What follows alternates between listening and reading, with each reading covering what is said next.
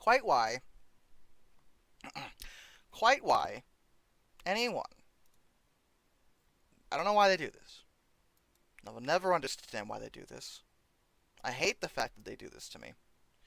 Why companies choose to make their shops separate web pages that, when I click on them, requires extra buffering, like it's doing right now, that can easily, quite easily, alarmingly easily, overload my connection, which is very, very, very, very, very picky about what it likes to do. I will never understand. I don't get it. I don't understand it. But here we can look at these ships, see what we're working with. These ones cost doubloons, which I have 0 of. So that's not very helpful. I do have 4,000. I do have quite a bit of coal. So we can see that there are some ships here. Yeah, sorry about the disconnect, guys. That was not intentional. So we can see what's available. But I can almost guarantee I won't be able to afford pretty much anything.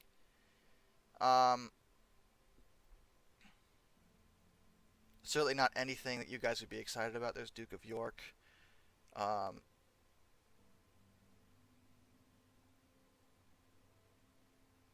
oh yeah, that's Charleston.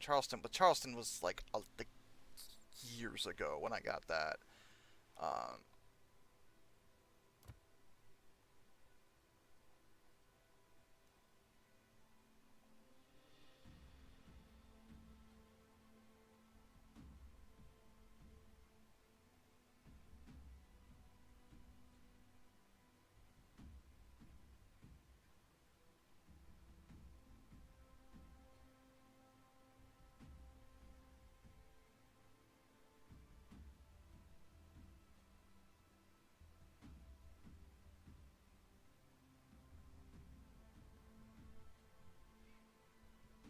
just looking through, seeing what's here.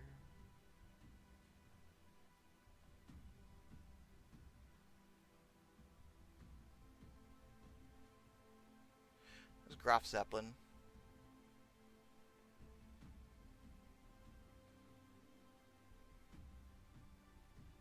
Tirpitz is here. Costs a lot of freaking doubloons though. I think if you convert that to real money or the conversion, it's like $50. Like it's a lot of money. Like way more than I think is reasonable. Uh,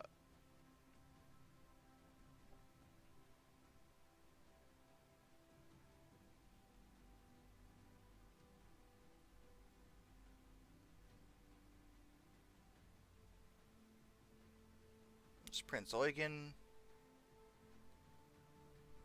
We already see Duke of York. Well, there's Hood. Low damage per minute.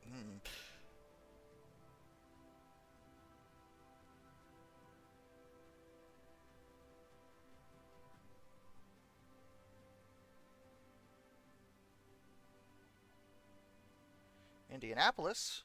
It's not. Indianapolis is pretty affordable. Cruiser. Tier 7 cruiser though. Couldn't even play ranked with that, which is weird. Ark Royal.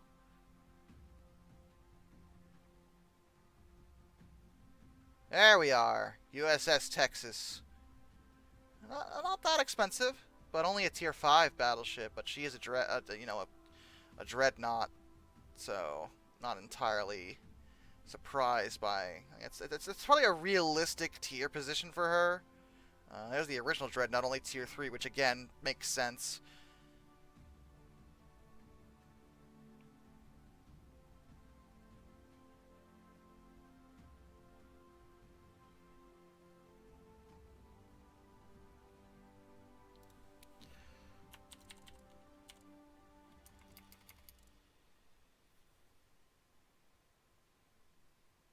So we're not going to tempt fate with the connection any further. I'm just going to back out now. So this is kind of what we're working with. I'd say what I haven't done in a while is actually play a destroyer. which is a very different kind of play style.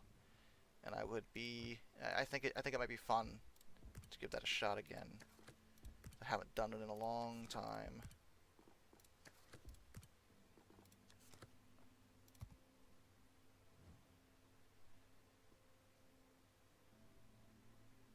Liquidator.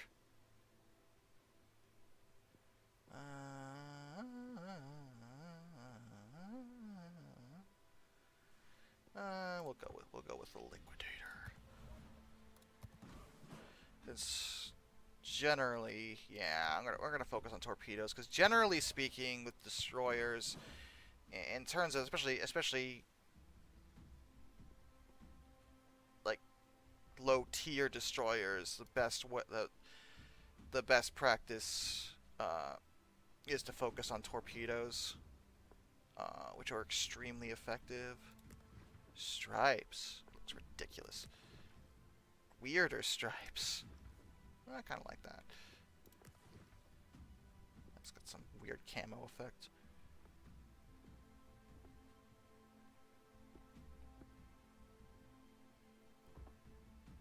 Alright, let's give that a shot.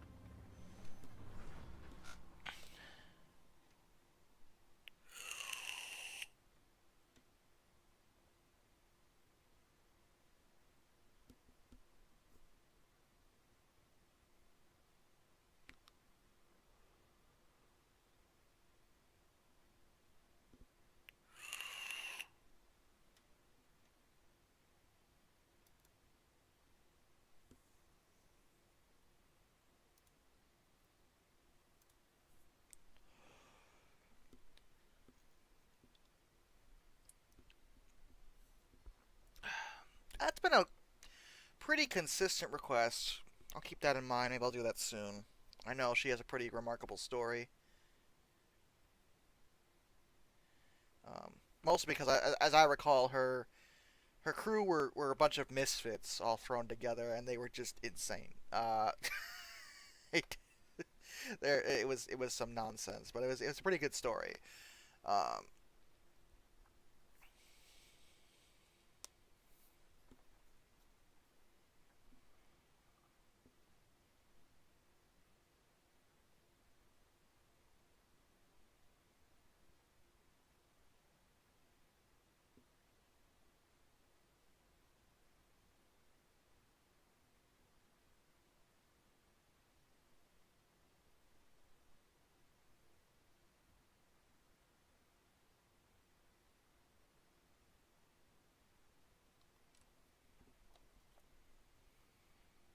is it that hard to find a game today? That's the deal. Maybe it's because it's a low tier destroyer, and by this point most players have higher tier than this. Because what did it say? Is a tier 4 destroyer? I think is what I'm working with right now, which is not very impressive. And it's not going to match me with a bunch of players that are like tier 8 and above with a tier 4 destroyer. I'll just get rolled if I'm not careful. Like that would be ridiculous. So this might take a more lengthy amount of time than I wish, but it's not really the game's fault. Well, hold on. Something's happening. Or it could just be disconnecting. Could be doing that too.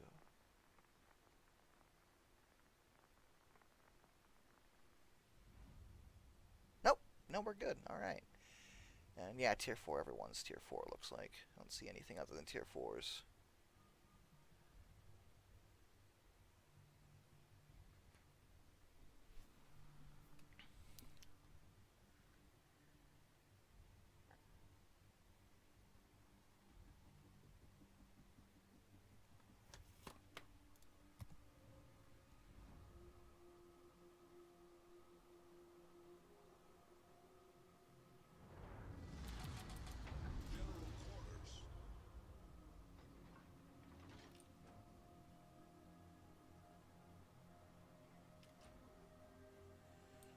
Alright, let's do this. Doesn't look like there's any submarines, so I'm not super concerned. I obviously don't have to worry about that, which is good. Something we don't have to worry about. We like that.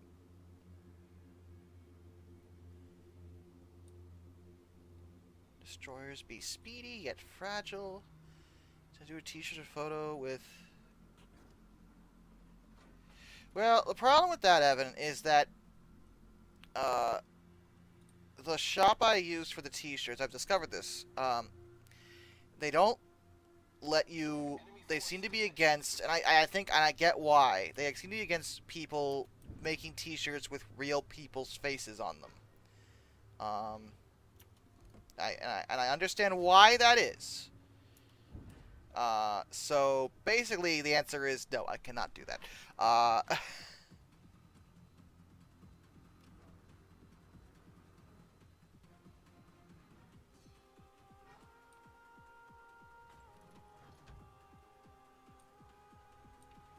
Engine boost activated.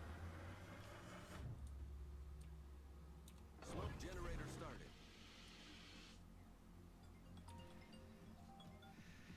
Call her back after this match. That's my girlfriend calling.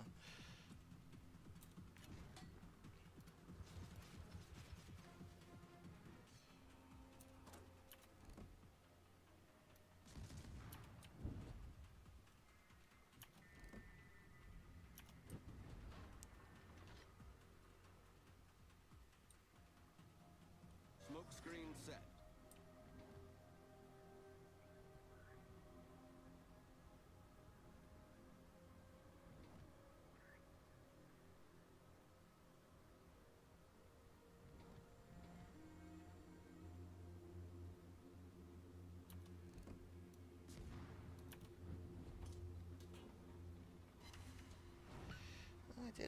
I got a hit there. Just a little one, but a hit nonetheless. I'll take it. Torpedoes direct front. I'll take it. Yeah, I see them. It's fine. We'll be fine. Torpedoes to starboard. Don't panic! Torpedoes to starboard. Yeah, I heard you. They're fine. They're not coming at us. I Torpedoes to want start. to fire those right now.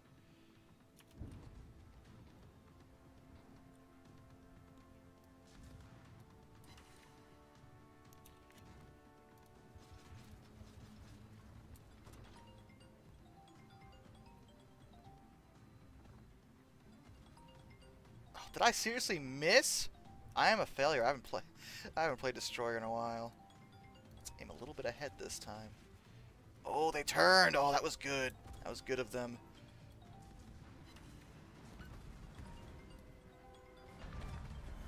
Engine boost deactivated. We've destroyed an enemy cruiser. Torpedoes dead ahead. Oh, I hit someone with those. That was good. Torpedoes dead ahead.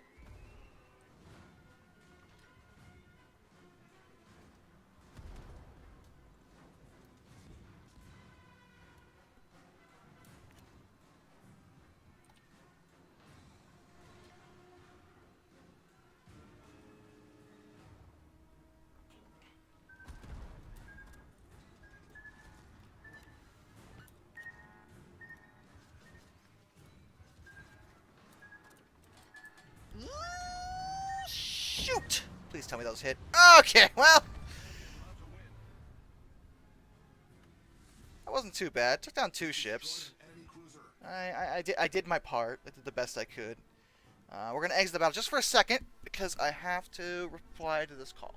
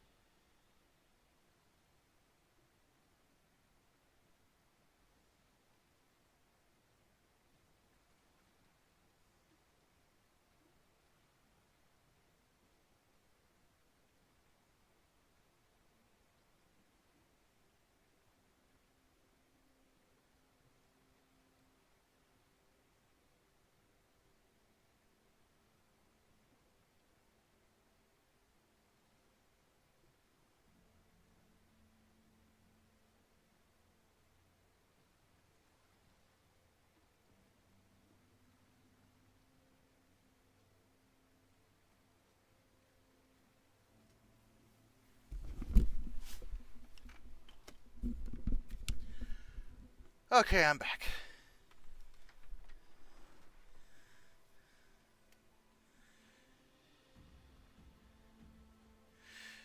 One of you's rich? You see my donation link in the description? No. I read the whole thing. You guys aren't rich.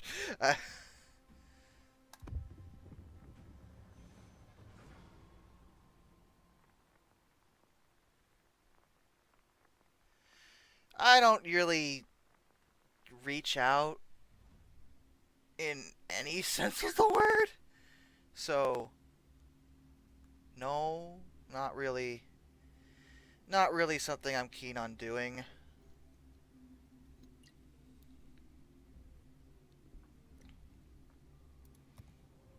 Oh, I will admit that the pivot was, yes, very weird. I acknowledge this, but it's working out. I'm much happier doing this. Because as I got older, like, talking about games, like, I still like video games. I'm playing one, you know.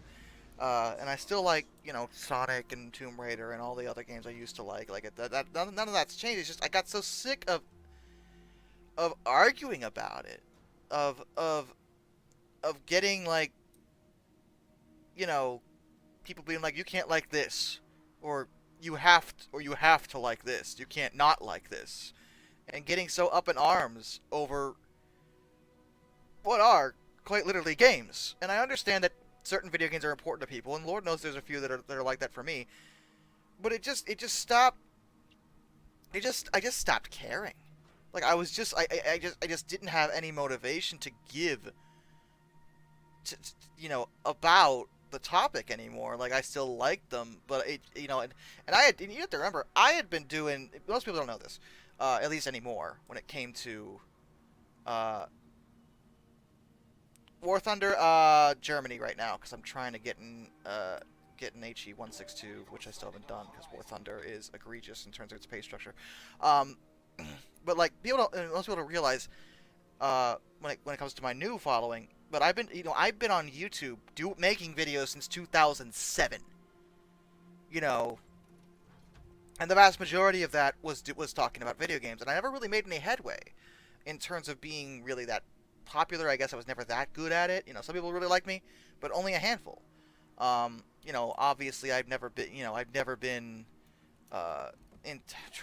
This is gonna date me, but you know, AVGN or Spoonie. Oh God, that's a entirely separate issue. You know, or a lot of these other guys. Like I've always been kind of in the background, which I never minded because I was having fun with it. But then I stopped having fun with it. You know, and then I just struck out and started doing something different because I have other interests. And Lord knows, and as soon and lo and behold, it blew up. You know, especially by my standards, and I'm like, oh, well, I'm gonna do this now. Like, you know, I'm having fun again making videos. I'm enjoying it, and you know, I'm actually reasonably successful at it. Like, I actually can make a living off of this and take care of myself and my kid. Like, you know, it's all I really wanted. So it's, you know, it's hard to complain about that. It's impossible to complain about that. Why would I? There's no complaints to be had. Torpedoes, dead ahead. Smoke generator started. Torpedoes, dead ahead.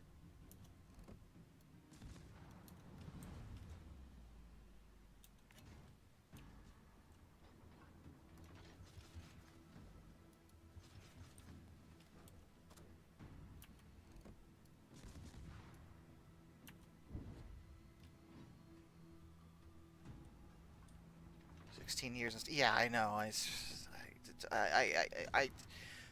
I'm well aware of how long I've been doing this, an obnoxiously long amount of time, and it's definitely an obnoxiously long time to actually wait to have any real success at something. And lo and behold, it's something completely different from what I started out doing. You know, but again, I'm not complaining. You know, because people are like, oh, you know, because you know, people who, you know, Lord knows I've had people that don't like me over the years for a variety of reasons, sometimes justified, sometimes not. You know, trolls exist, and I'm not gonna be able to please anybody no matter what I do. Still get haters now for like, oh, you have an annoying voice. Great, stop watching. Like, I don't know why we're having this discussion, but like, people, one of the things they would bring up, back in the day was, oh, you're not successful, you're never going to be successful, you're not getting that many views, that sucks. And people bring that up all the time whenever there's somebody they don't like. But, like, you know, especially back then, like, I liked getting a lot of views, sure, but I was having fun just making the videos and having, and talking with people about mutual interests and stuff. Like, it was, that was, I just had fun doing that. So early on, like, obviously I want more people to watch my stuff, but, you know, my minuscule popularity that there was, I was fine with, because, I just enjoyed making the videos. I enjoyed making the reviews. I enjoyed doing that, but that's kind of why I stopped doing it, is because I stopped having fun with it. Uh, when it came to video games, I was just, like, it got to the point where it was like, well, I'm not getting views, and now I'm not having fun anymore, because, it was just tiring. It was exhausting. It was a lot of work for very little, for nothing, for no benefit, because, I wasn't even enjoying it. So why would I do it anymore? But bam! That was a good one, by the way.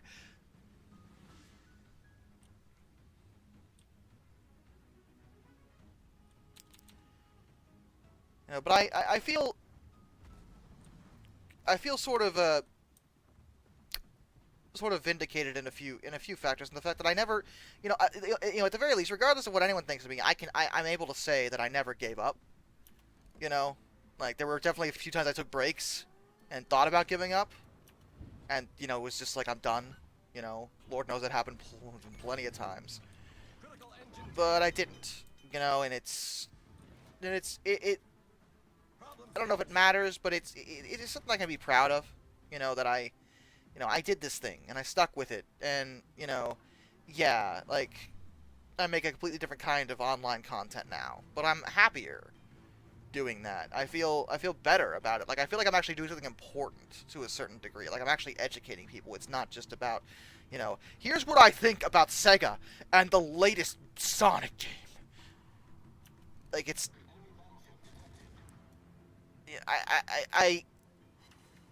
I remember, I'm not so old that I don't remember a time when I thought that kind of thing was important. damage. But in the grand scheme of things, is it? Is it important? No. No, not really. Like, there are way more important things to discuss.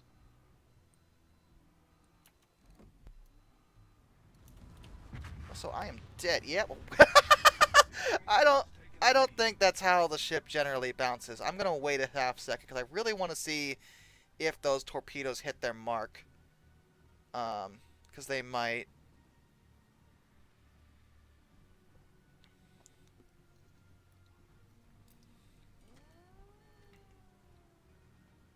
Nope.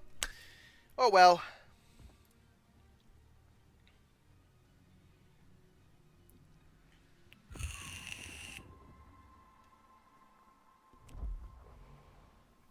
Do I still have that Chicago Northwestern O gauge model? Yeah.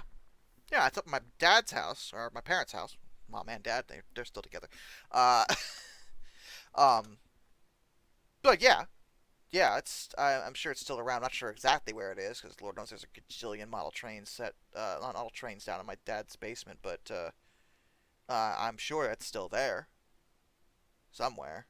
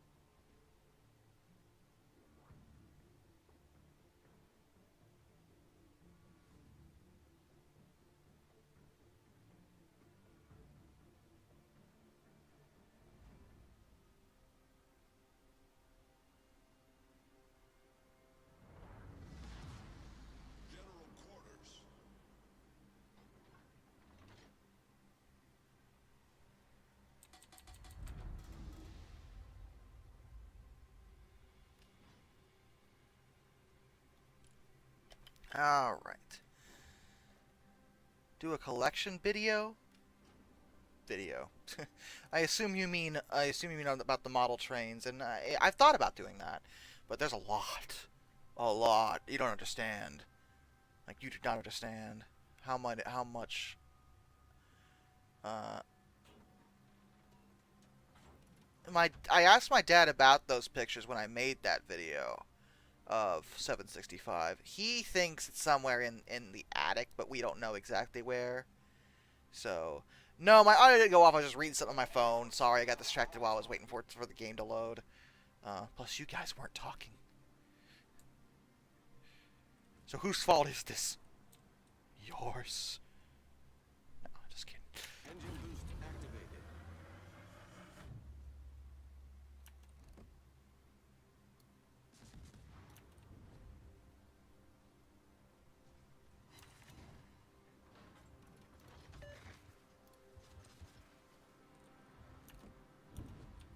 Smoke generator started.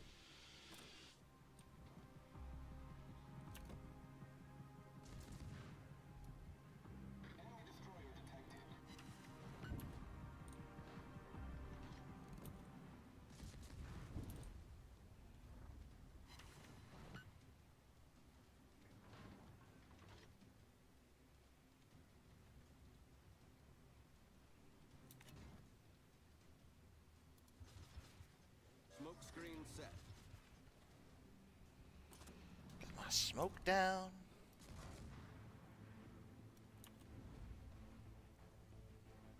I've been playing so much with battleships lately. It's weird to actually be able to move. Battleships are so slow, but that's their point. They're slow. They're big, slow, and tanky. Destroyers are just like whee!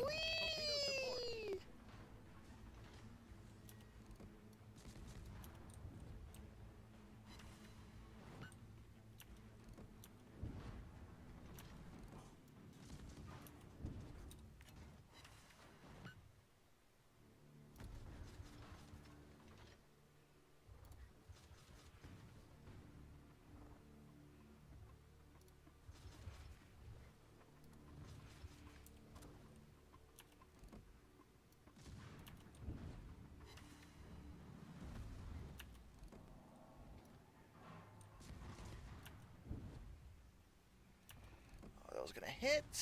I don't think so. Damn, he's faster than I thought. Engine boost deactivated.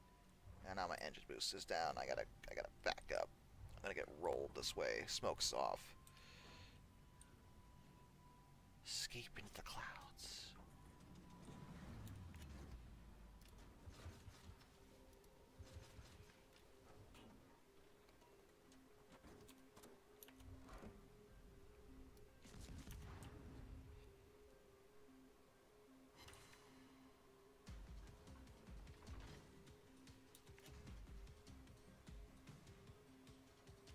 Torpedoes dead ahead. Oh boy. Oh, that one might hit. That's gonna hit. Ooh! Yeah! Shoot. If I did a video on the ancient Neolithic site Skara Brae, it would be on this channel prehistory. Well, it's still human history. So generally the cutoff between prehistoric and historic is the existence of people. So in the technical sense, it should go on history in the dark. But we could also play this game of, well, yes, but also it's kind of really, really, really old. So you could technically put it on prehistory as well. I don't really know. I haven't really got into ancient humans that much on the channel. Mostly because I don't think it would do that well because I've had such a focus on vehicles, especially.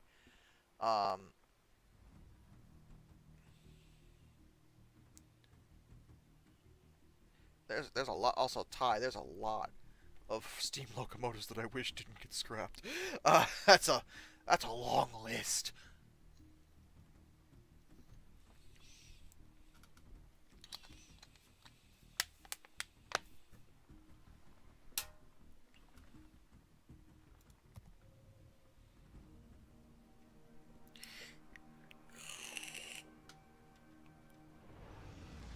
Yeah, the Stone Age. Because like you could also argue that prehistoric is like a time before like written languages, you know, or even dead cultures, like, you know, because there's a lot we don't know about ancient like Stone Age tribes, because a lot of them didn't have written languages, or if they did, we still cannot read them, or they had no records. Uh, uh, don't tell me what I can and can't do, Alaska.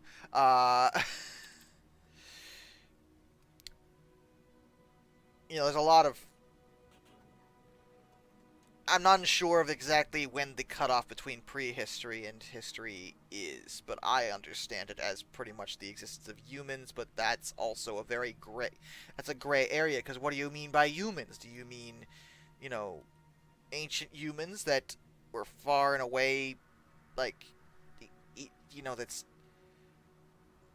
Where do you draw the line, people? I did not know there was a group planning to build a BR Class 29, but I'm not surprised. You know, good for them.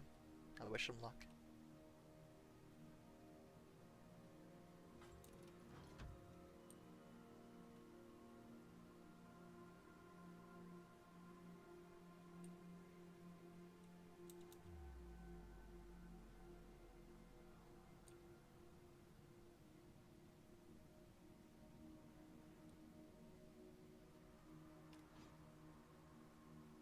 Smoke generator started. Enemy force detected. Engine boost activated.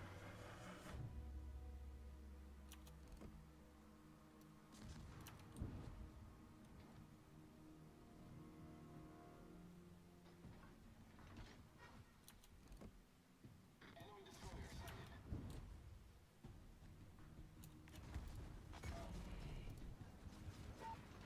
Smoke screen set.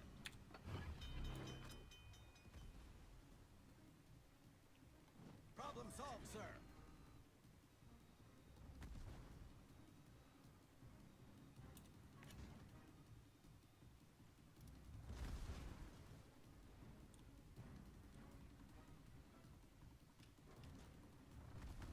The ship is on fire. Critical engine damage. Hello. Who's that? It is me, Who's me? the Arbiter. The, that's not true. Hi, Kane. Where the heck have you been? Oh, I hit him with those. Wow, I didn't expect that. Torpedoes to port. I went into town and I picked up, because I have been lore researching, and Torpedoes to port. Josh, I Okay. need you to understand the power of lore in this regard for me. Okay. So I traded in a bunch of stuff, and I picked up a copy of Halo 5. Uh-huh. I don't like Halo 5. Yeah, I thought that was weird. When you said it, I was like, you got what? I got it for two reasons. One, because the lore. Engine boost The other deactivated. reason is that it's literally the only way to get that game is on the Xbox. Well, yeah. I never bothered porting it to PC because nobody liked it. I know, right? Which, I mean, understandable, but also as someone who is a preservationist, I would rather them have the ability to port it.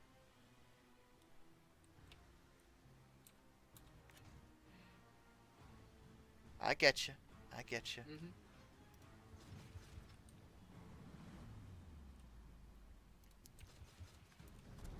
Our team has taken the lead. Also, as a preservationist, I was going to get a copy of the Master Chief Collection on disc, but then it turns out that wasn't going to happen today, apparently. Well, at least you tried. Mm-hmm.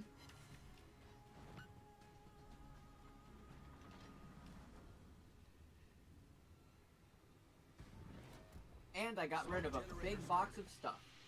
Don't fire at your allies. I didn't fire at my allies. Shut up, game. Don't fire at your allies. I didn't. Yes, you did. I am the all-seeing eye. I know what you did.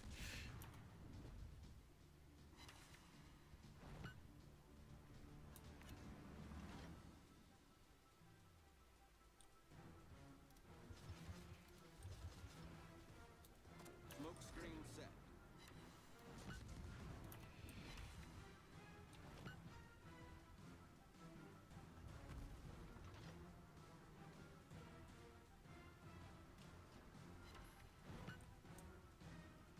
Oh, I'm impressed. He's still floating.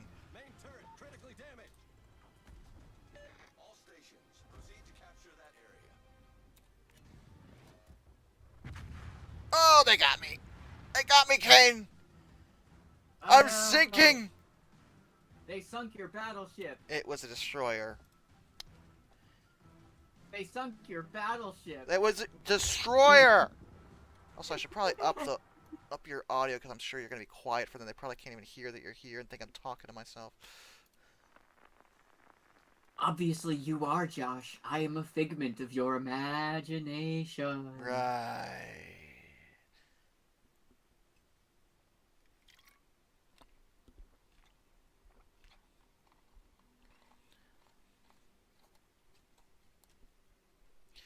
That's a good point. Zachary points out they did port Halo 5's Forge mode.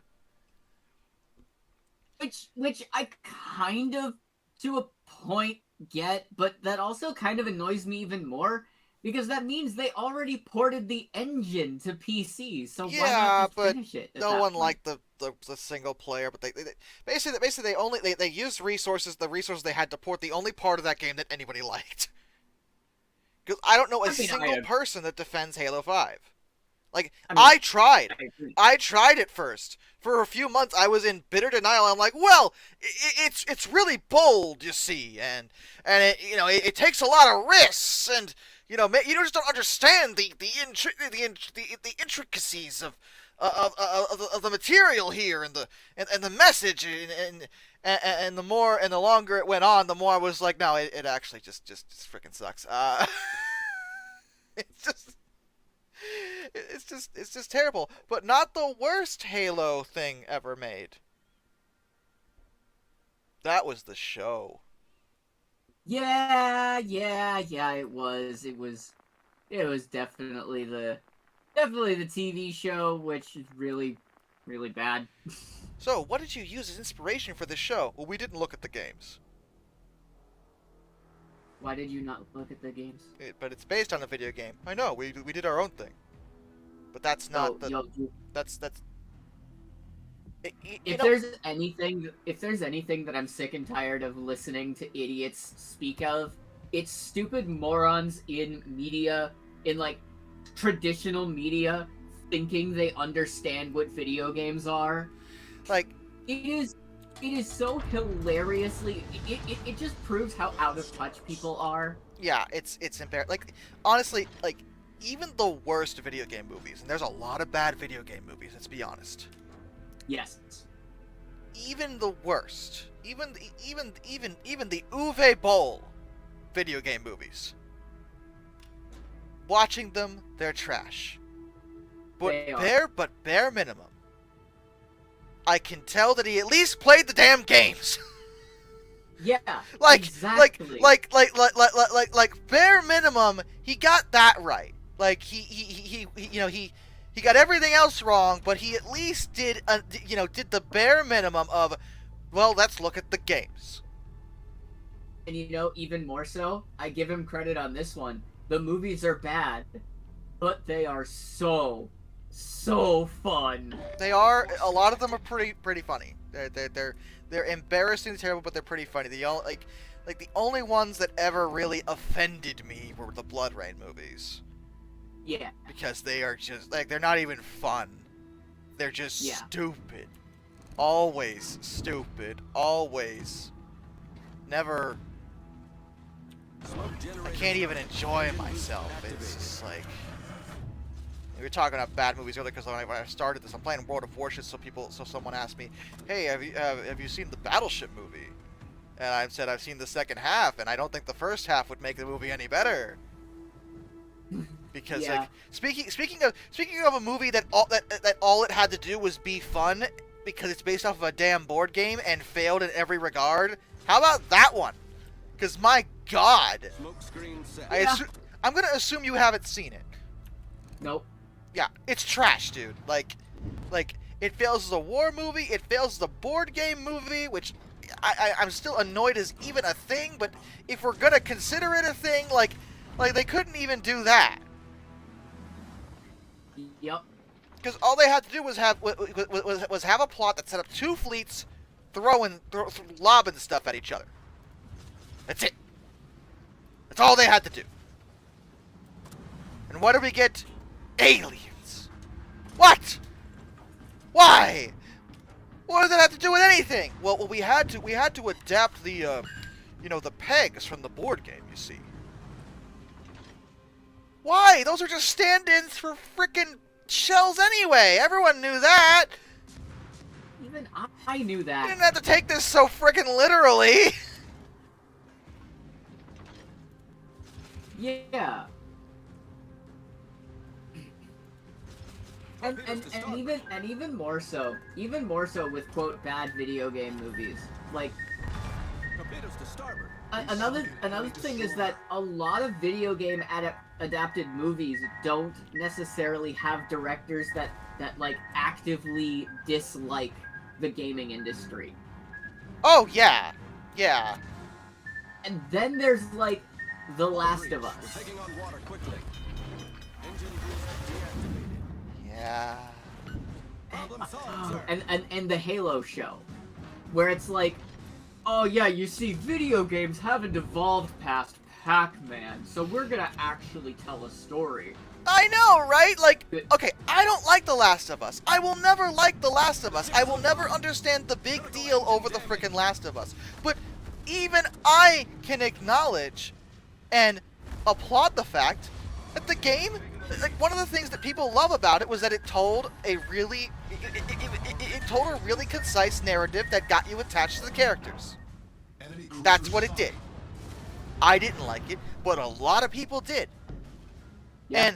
And I know what quote you're referencing, because what they actually said was that prior to prior to The Last of Us, it was just like Pac-Man, basically. Like, it was just, there wasn't a story before The Last of Us, in video games. And I'm like, has these people spoken like someone who's never experienced a damn video game ever? I know, because since I'm- the frickin' because I'm like. just- First of all, since games on frickin' DOS, RPGs have told their stories. Sometimes they have to put it in a manual, but like the old Ultima games told really deep stories. Yep. And like since I'd say the PlayStation era, or even the 16-bit era, like Final Fantasy, like what are you talking about? Final Fantasy, Legend of Zelda, the Tales of series, Like- Star Ocean.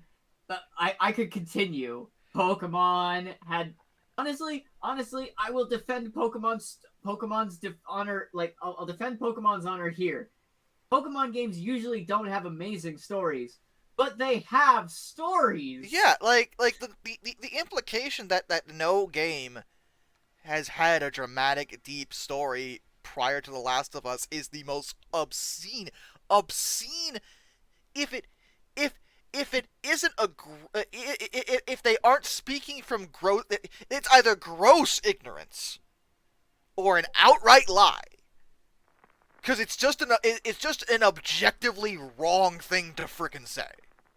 It is, and honestly, I do consider it offensive to basic human decency, because oh my god, like it very much comes off as like whenever TV executives scoff at YouTube content creators, where it's like, ugh, these internet plebeians don't understand what true media is. Yeah, And we're that's all right, just sitting History here- Channel. Talk more about aliens some more.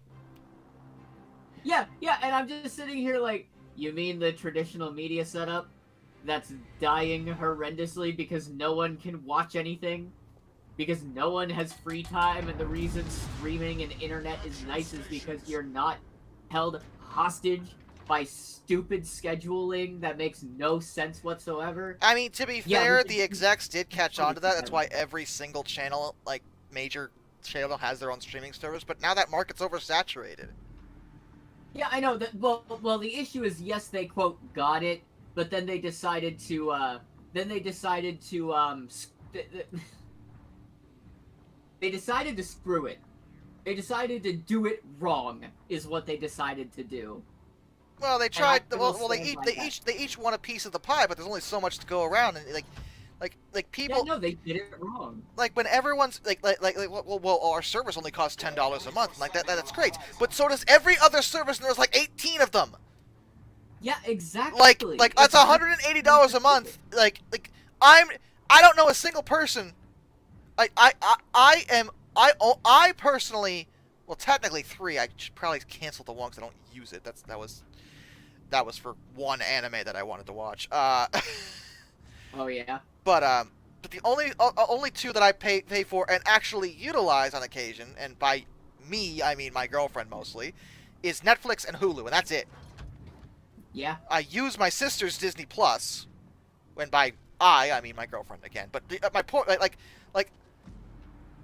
I don't have the frickin' money to pay. Like I would love to watch, to actually watch CBS because they have Star Trek. Yeah. I'm not paying for it. Understandable. I'm not gonna do it.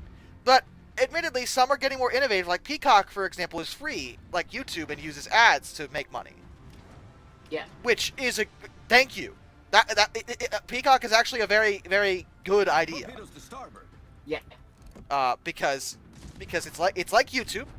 Like YouTube has a premium account, and so does Peacock. But they have the free option, and have ads, because it's just at that point it's just like TV, except you can actually choose what the heck you want to watch. So it has the benefits of both worlds pretty much. Where yeah, you have to watch ads, but you don't have to pay, and you can watch whatever you want. Yep. So it's so there is adaptation that is happening in the industry. Taking the lead. Yep. And I'm actually more concerned about Netflix's future because first of all, a lot of their original content is absolute trash. Yeah. Second of all, their biggest problem is that that so far they are stubbornly, bitterly clinging to not having a free model. And I feel like that's gonna bite them eventually. Because there was a time when Netflix was like the only option, and that meant A, the market wasn't oversaturated, and B, they were the only ones. But that's absolutely no longer true, and they're not even the best ones by most accounts anymore. Yeah. Like a lot of the stuff they had was only on there because these other companies didn't have their own services, but now they do. Like Netflix lost at least one of the Star Trek series because CBS wanted it on their own platform. Which, I mean, people were complaining, but I'm like, yeah, what you think was gonna frickin' happen? You think they're gonna You think they're gonna let one of their flagship series stay on Netflix? Why would they do that? Why would they ever do that? My honest thing for that is I hate that that's the case, because to me, it doesn't come off as a genuine thing where, oh yeah, we're competing. No, you are conquering and eliminating. Shut up. That is what competition is. Like, business is cutthroat, Kane, whether you like it or not. I know you don't like it because of the way you are, but like generally in business, it's survive or die, and like. And survive by crushing everyone around you. That's Great competition. Job. It breeds innovation. Like you can't. The world doesn't. Like you can't just all coexist in the same meeting, because everyone needs to make money, and the only way to make money is by offering a product that people want, and oftentimes that's a better product than your competitors. And when they already have a product that prior to that point was only on a competitor's platform because they didn't have one of their own, putting it on their own is the thing you would do. Yeah, except them making their own is exactly why we're in this stupid problem we're in. Well, yeah, I mean, again, oversaturated market, that was going to happen eventually.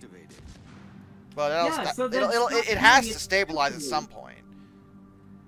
My biggest issue, honestly, with all of these streaming services is that no one offers any way to, like, buy content at a semi-decent price. Because I do think that content is a little too expensive still, in the way that, especially in the way we distribute them. I mean, weirdly, Disney does it the best so far because they have a package deal agreement with, like, I think it's Hulu, and they have ESPN Plus as well, where you could pay Gotcha. like, I think it's like $15 for all three, which given on their own they're $10. I mean, that's half price. So Yeah. I mean, there are some things that are being done to mitigate the issue, and Disney can afford to let some other companies thrive. They honestly, they kind of have to, because they're in very real danger of becoming a media monopoly, and they know that. And the last thing they want is for the government to be like, excuse me, antitrust laws. Because right now they don't. Everyone calls them a monopoly. They don't have it, and that's not true. But they are very close to that in the grand scheme of things. I think at this point, if you're, quote, treading the line, you're already over the line.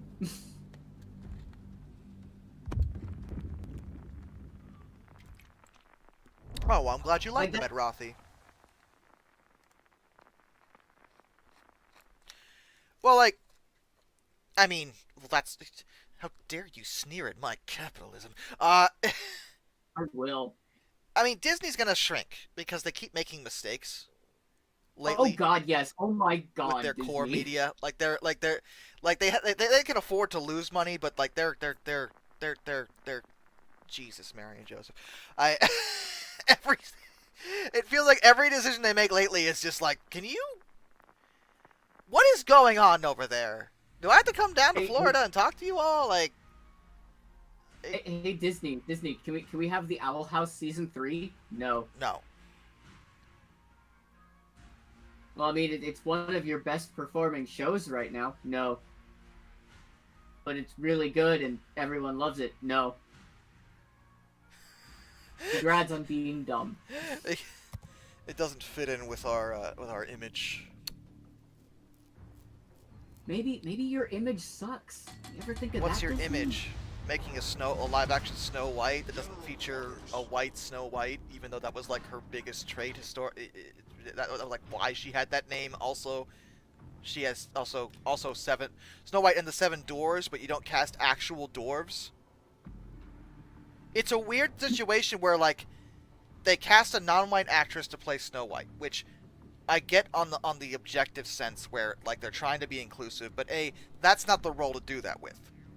Little Mermaid I can understand because you can play the game of they never really specify the skin color of Little Mermaid. Like that, like that's one thing. But Snow White's whole thing, the reason they called her Snow White was because her skin was as white as snow. It's actually in the original story's description. So, okay. But even if we can get past that, because whatever. So you're trying to be inclusive. There's 7 dwarves in this story. Great! They're positive characters. They help Snow White when she needs it. Great opportunity to cast some people with actual dwarfism who were in the industry looking to break out into acting.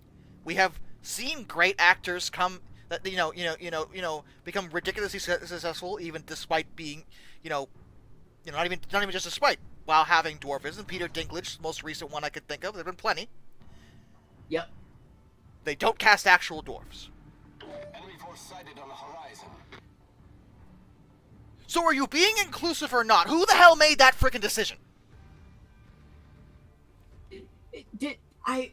And then all of the constant Star Wars content, which like no one really cares about. I mean, they keep doing that because it's profitable. I mean, but they are definitely driving Star Wars into the freaking dirt. Because, like, Lucas took his time with everything, which people complained about, but now we have the exact opposite, where Disney's like, okay, we need to do Star Wars, need to do Star Wars, need to do Star Wars. And the weird part is, like, it's like the shows, like, a lot of people are actually really liking the shows they're making. Like, Ashoka was pretty well received. Kenobi was, everyone asked for that. People really did want that. And it wasn't as well received as I think it, as they expected. I think it was better than people gave it credit for. But I also get the complaints. But but that's also based off of The Mandalorian, which was a great show. So, like, the show, the Star Wars shows they're doing are awesome. It's the movies where it's like, what are you guys, like, man, I try to be positive, okay, and I'm one. I've told you before, and I will maintain this. I love Star Wars Episode 1. I'm not apologizing for it. I like that movie. I like the prequels, and I actually got into an argument with a family friend about why I like the second and third prequel movies, but they make me really angry because like watching them as a kid, I didn't realize what my big issue with those movies were, and I know what they are now, and I sit there and I'm like, oh my god, no wonder they fell. So, like, I like them. I'm on your side with this. I like the prequel movies. But, like, it's only like, now that I realize why I like them. Why?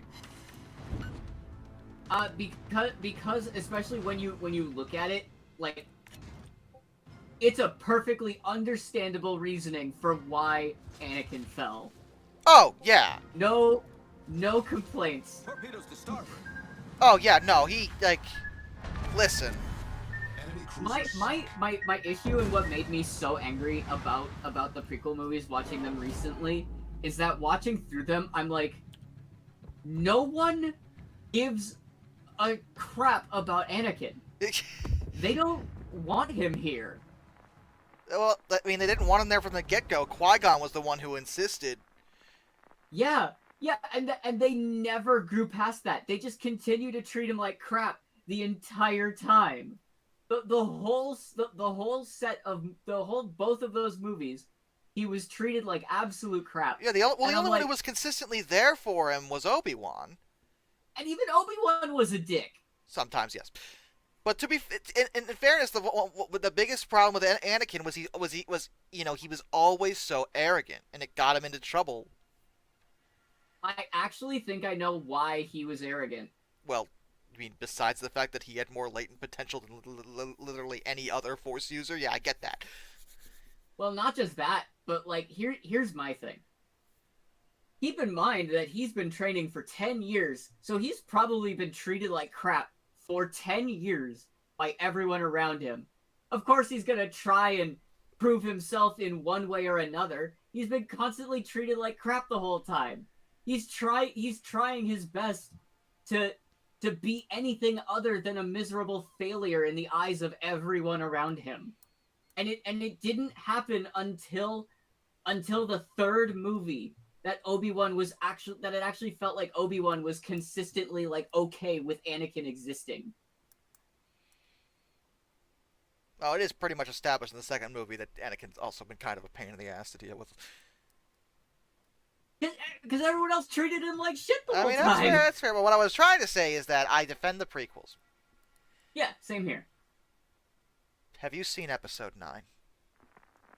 I have not yet, but I do own all 3 of them, so I've been waiting to go through them. Dude? I have heard horror stories, and I already hate the last one. It was the worst goddamn like I was like I tried to enjoy it, like Jack liked it, but he's young enough where shiny lightsabers are enough to get him excited, you know. Yeah. You know, but I was just sitting there and I was just like, this is, God, this movie's a piece of shit. Like it was just so so terrible. It was embarrassing. Yeah.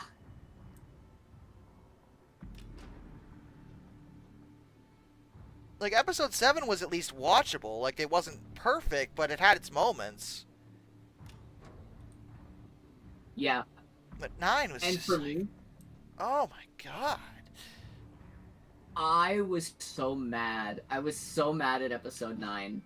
I haven't even watched it. The only thing that I know about episode 9 is what happens at the end, and I'm like, how dare you? I was so mad, because I know what they were trying to get to, and I'm sorry, it is not deserved. Rey Skywalker. Engine boost It's so activated. stupid. But that's not your name. No, it's not. And it's worse because no one in that family is alive to even want to make that official. Like, I understand the intention here, and I get that from Rey's perspective, you know, Luke and Leia were the closest things to parents she ever had, you know. Yeah. Also, Enemy force detected. no. Not your name. Like, it just... there was a better way to... You know, I would have... People were theorizing early on that Rey was somehow Luke's daughter, and I would have preferred that. Because it would have made a hell of a lot more sense. Direct connection. Yeah, you might as well have made it just a direct connection. Yeah, like that would... I think most people would have been okay with that. Like, that's honestly what a lot of people thought was going to happen. Like, was it expected? Sure. But, like, it would have made way more sense. It would have played into her having that name because, yeah. And like, it still would have come off incredibly fan fiction. But, like, it would have been better than what we got. I mean, in the comics that they made non-canon, Luke did have a love interest. And no one had an issue with that. People liked that love interest. So the notion of making that somehow official probably would have made a lot of people happy. Yeah. I don't... Also, the decanonization of the extended universe is such a stupid move. Oh, yeah, that was... No, literally no one liked that. Yeah.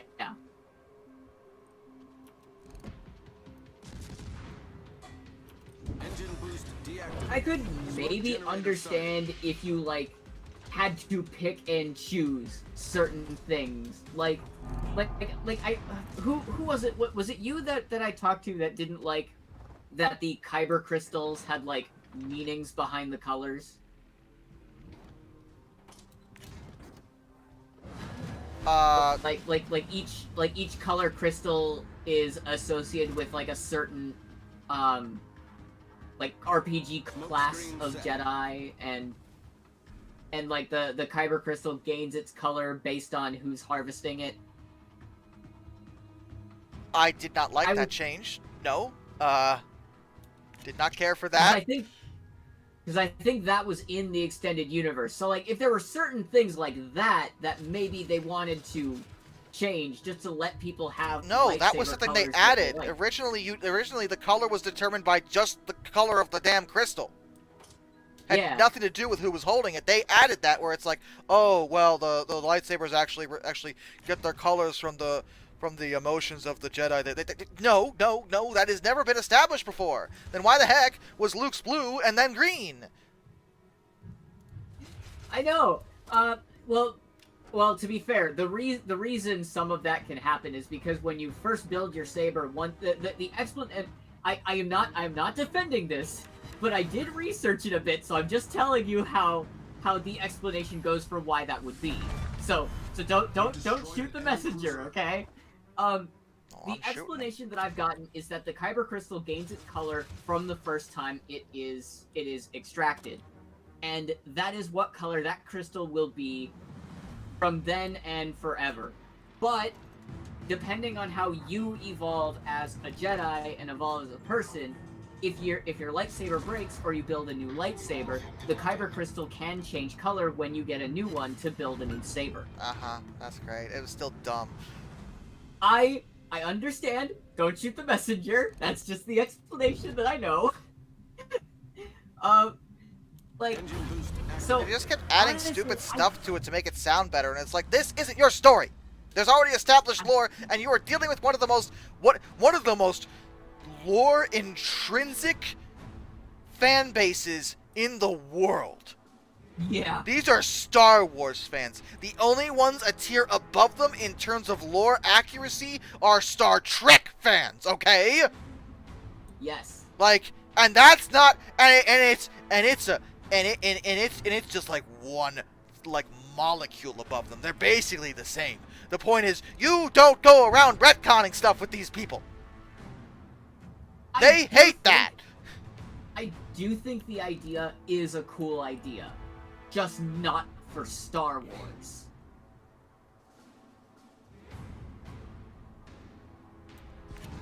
Like if that were in any other sci-fi, if it was a brand new concept for like a special kind of kyber crystal, if it was different from, if it was how like the dark sabers were created, that would have been fine. But it's the fact that they made it lightsabers, you know, specifically lightsabers, which are already lore in depth.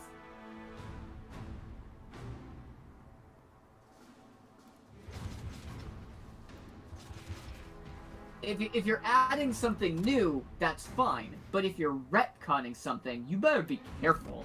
smoke screen set.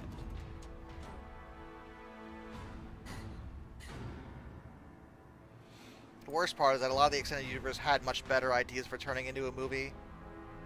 Yeah, Like there was one. I agree. Like there was one that I think would have been really interesting. There were these. I forget the name of the species, but there were these species of aliens that were actually from outside the galaxy. All right. And it was Luke had to face them, and this was like, you know, younger Luke, but you could have adapted it for an older Luke and maybe new characters as well, if you wanted to add Rey and stuff. But the issue with these aliens is that they were not attuned to the Force to the point of being immune to the Force. Like they had no Wow. connection with it. So you couldn't use any Force powers on them. That is interesting. Because it just wouldn't affect them. And it made it so that Luke had to focus on his lightsaber skills more than anything. Because he couldn't Force push them. He could do anything involving them.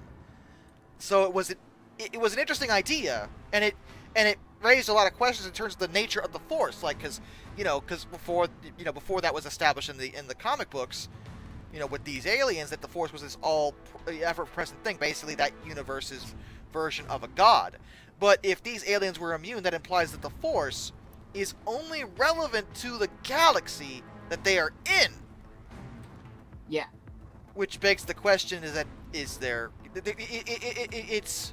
was interesting, but no. Instead, we got somehow Palpatine returned. Oh my god. And it's like, you cowards! And you know, speaking of retcons, it's not like it's not a retcon, but like I've been watching Kingdom Hearts content lately, and someone played a line from one of the cutscenes from Kingdom Hearts 3. And it just reminded me of this because we were talking about like how you don't mess with, you know, Star Wars and Star Trek fans. No, don't. They know more than you do. Okay. In Kingdom Hearts 3, Sora needs help finding where his strength comes The from. ship is on fire. And I wanted to scream. I am genuinely not surprised in the slightest that I dropped that game within an hour, because everything within the first hour of Kingdom Hearts 3 is so offensively bad to Sora's character that it is just... It's that level of, like... It felt like they were trying to do, like, a weird reboot situation, in the same way that Star Wars Episode 9. It was one of those or moments 9, that I'm was sorry, that I'm it, sorry. it was one of those first of all, how dare you moments. Yeah. Oh, Sora, you gotta find the power of waking. What the hell is that? Don't you know that, Sora? No! It wasn't even just the power of waking. It was like, you are weak, Sora, you stupid idiot. How Riku's dare stronger you than be you. weak and garbage. I have literally How dare defeated you. him more than once. He How fell dare to you the be- darkness. How dare you be defeated by Xehanort, who broke into my test, who broke through my security, which is my fault. But I'm clearly gonna blame you. I am Yensid, and totally not a worthless garbage character in this franchise. Also, at no point do they bring up, does anyone seem to entertain the notion that, hey, Sora has literally saved the universe multiple times against this biggest- very specific foe. Yeah. And I'm like, Kingdom Hearts 3 is so like irritating in that way because what annoys me about the way that they set up Kingdom Hearts 3 is that nothing happens in the first 20 hours and they could have had something worthwhile there. But it was just irrelevant nothing. It was so frustrating. Like I've been trying to go through Kingdom Hearts 3. How's that And going? it's so difficult. It's so difficult because it hurts. I had a better time and got farther in Recoded. I got farther in Birth by Sleep. Like, and it wasn't like the gameplay. It was just the story being so just rude and obnoxious to Sora and just writing him so poorly. But Sora, you don't have the power of wake. Shut up, Mickey.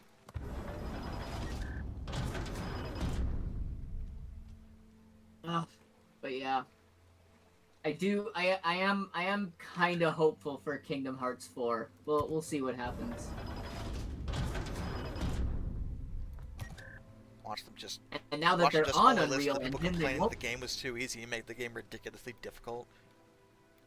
You know, my issue with that is, I have okay, Josh. I need to share with you something, and it actually like. I understand how I can come off sometimes, in terms of when I talk about certain franchises, but You too, but go ahead. I learned that there are people that that hate reaction commands from Kingdom Hearts 2 and consider them just quick time events. And me, an intellectual who's played a lot Kingdom Hearts 2. So I watched a video recently talking about reaction commands. It's a very, very good dive into it was basically it was primarily a dive into critiquing people's quote critiques for the reaction command system, where basically everyone was making fun of it. Oh, press triangle to win, ha ha ha ha. So this guy literally went through the game and actually looked into how much damage each reaction command does and what its usefulness is to see how valid these people's complaints were. Spoiler alert, they weren't valid. What They a just surprise. weren't. I, for one, am utterly shocked by this startling revelation. But this guy said something, and I already knew this, but he said it, and I sat there in like shock and disbelief of people don't realize that the reaction commands are counterattacks, that they're used like a guard, or do people not know what a reaction is? Really? People don't know this stuff. Okay. I know, but like, oh my god.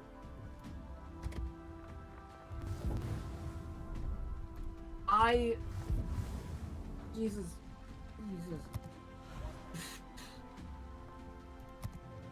People don't realize that they're counterattacks. They're not overpowered, crazy, insane levels of overkill most of the time. They're counters. That when an enemy starts attacking you, you click a triangle button to counter them with a unique, awesome animation, depending on what enemy you're attacking. And it's like, well, yeah, it's a counter. That's what do people think a reaction is? That's what the word counter means. I know. And people don't realize it's a counterattack. It's embarrassing.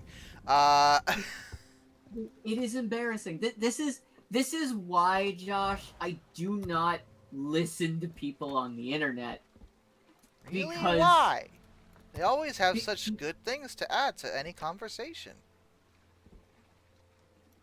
if people don't like reaction commands, that's okay. I'm not gonna drill on people for hating reaction commands. That's whatever. If you prefer Kingdom Hearts 1, that's fine. But at least understand what they are before you crap on them. And even more so, maybe like, I mean, yeah, reaction commands are mandatory in Kingdom Hearts 2 to a certain extent. Like, you can't necessarily turn them off, I don't think. But it's like the only thing you can't turn off. But I'm like, press triangle to win. Oh, you mean attractions from Kingdom Hearts 3? Because that's what those are.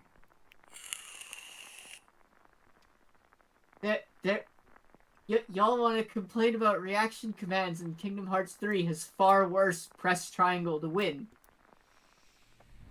Because all of the attraction rides are basically screen nukes. Now, I always thought the attraction command, the commands are really cool.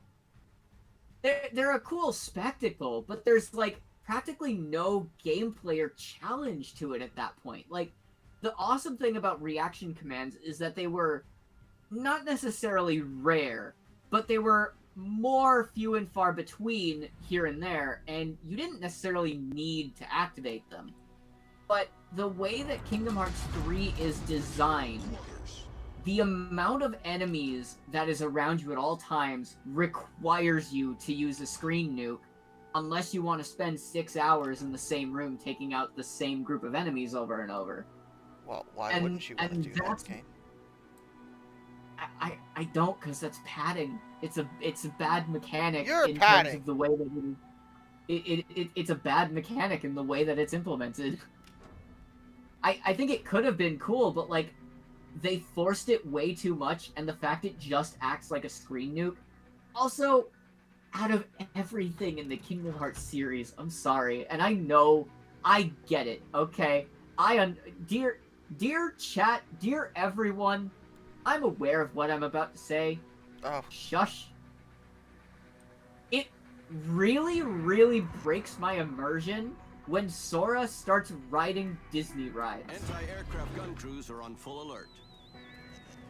I am aware that I am talking about Kingdom Hearts, the series in which you team up with Cloud, Squall, Tifa, Yuffie, Aerith, and Donald Duck and Goofy to fight off the evil nobodies and Heartless. I'm aware.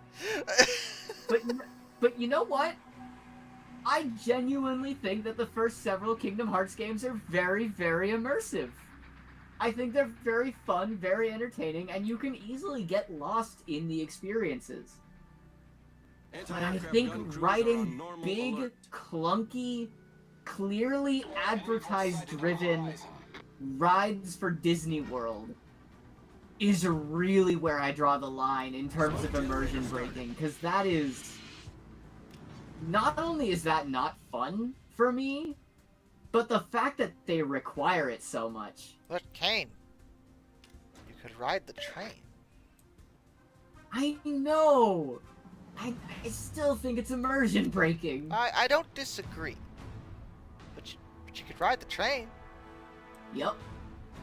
And honestly, the attraction rides are personally not even the worst thing that I take issue with in Kingdom Hearts 3. Smoke screen set. I hate Keyblade forms. Really?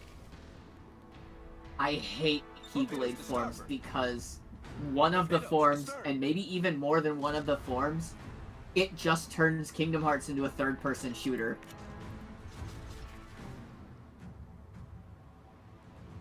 If I wanted to play a third-person shooter, guys, I would go play a third-person shooter. I'm playing Kingdom Hearts, okay? If Halo 5 suddenly threw you into a stage that was Legend of Zelda themed, people would riot. That'd be pretty interesting to see, though. I agree. People would riot, though. But Kingdom Hearts adds a third-person shooter. Oh, you're just complaining too much. Why are you? It's such a tiny thing. If Halo 5 did that, everyone would riot. Zachary says in Halo 5 that would be an improvement. I mean, I agree with you. Don't get me wrong. I don't know if I shared this with you, Josh, but like, there's been several mods that I've been keeping my eye on in Halo Infinite, where people have been trying to mod in a proper third-person camera to the game. And the way that I would love to play Halo Infinite is with a third-person mod and infinite sword ammo. That would be like my favorite way to play Halo Infinite. So you want to play Zelda? Yes. Okay. I want to play sci-fi Zelda. So, Why Zelda. don't you go play some Tears of the Kingdom? Concentrate fire on the target. I think I'm gonna go play Halo 5. Man, you know, it was funny because I was seeing a bunch of people. People kept posting about it, like on TikTok and crap. I kept scrolling past, and every time I saw it, I just thought of you. Because people are now debating who's going to be, you know, I wonder what the game's going to be of the year. It's definitely between Baldur's Gate 3 or Tears of the Kingdom. And I'm like, God. Every time I see Tears of the Kingdom, I just think of you, and I'm like, I'm sorry. I do have actual genuine input on that opinion though. Do you want to know which one I would pick? And for like actual genuine reasons, not just my own personal bias. Which one? I would actually pick Baldur's Gate 3. Well, yeah, I know. I would pick Baldur's Gate 3 simply due to the fact that out of, like, between the two, first and foremost, I think that Tears of the Kingdom, while a massively big expansion to Breath of the Wild, it's still just kind of Breath of the Wild to a certain extent. Not an expansion, that's ridiculous, but, like, it's still very similar to Breath of the Wild in a lot of aspects. Visually, it's the same. They fixed up some of the menus a little bit here and there, but, like, it's very, very Breath of the Wild. And with Baldur's Gate 3, you have a brand new engine from Larian Studios. Not brand new, but like an updated Divinity engine, which is amazing. You have amazing voice acting. You have an insane amount of content. You have a wonderful Dungeons and Dragons experience. And you have a game that I feel like this is the big thing for me, that while a step forward for a series that desperately needed one, also is not such a step that it completely changes the core idea. Like, yeah, like Baldur's Gate 3 is compared to Baldur's Gate 2, it's still recognizable as Baldur's Gate. Yeah. Whereas, you know, let's be real. You've pointed it out, and you're right. Breath of the Wild and Tears of the Kingdom, like, they're good in their own way, but they're not Zelda. Yeah, that too. And the other thing with Baldur's Gate 3 as well is that I think that it is a massive important step for the game industry to see, that it is possible to make AAA games and not be terrible. Oh, yeah, that's the other thing. Yeah, Baldur's Gate 3 put in so much in a Yeah. $60 package. Like that. Mhm. If there were a game bang for your buck, that's it. Definitely. It's insane, and it's like, So, yeah, Baldur's Gate 3 would be my pick right now for Game of the Year in 2023. With like actual genuine reasons and no bias towards my distaste of Tears of the Kingdom. Like I'm just genuinely that and even more so, Josh, I understand how frustrating I have been sometimes with it, but I will tell you, I have been massively impressed with how accessible, generally speaking, Baldur's Gate 3 is. Because I don't think the original 2 Baldur's Gate games are very accessible at all anymore. not in the modern day. No, old. they're very difficult for people to get into, and I totally understand that. Mm-hmm. And with Baldur's Gate 3, literally anyone can get into it. Like, I think that is a massive step forward for such a complex system. Enemy cruiser foundered. So, yeah, absolutely. Baldur's Gate 3, hands down, would have my vote for Game of the Year. I'll be back in a sec. I'm gonna get a drink. Okay. Torpedoes to starboard. Torpedoes to starboard.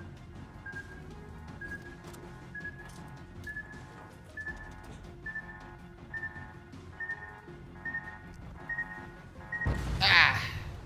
Yeah, I wasn't dodging that.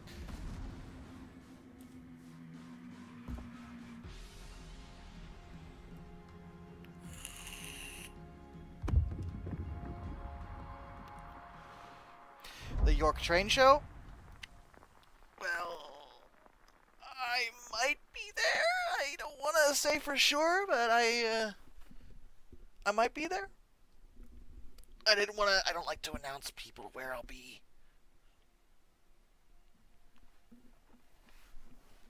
Because then people will follow me. Because they'll know. I returned. Yeah? And Well, I am the Sand Guardian. Guardian of the Sand. Poseidon quivers before him!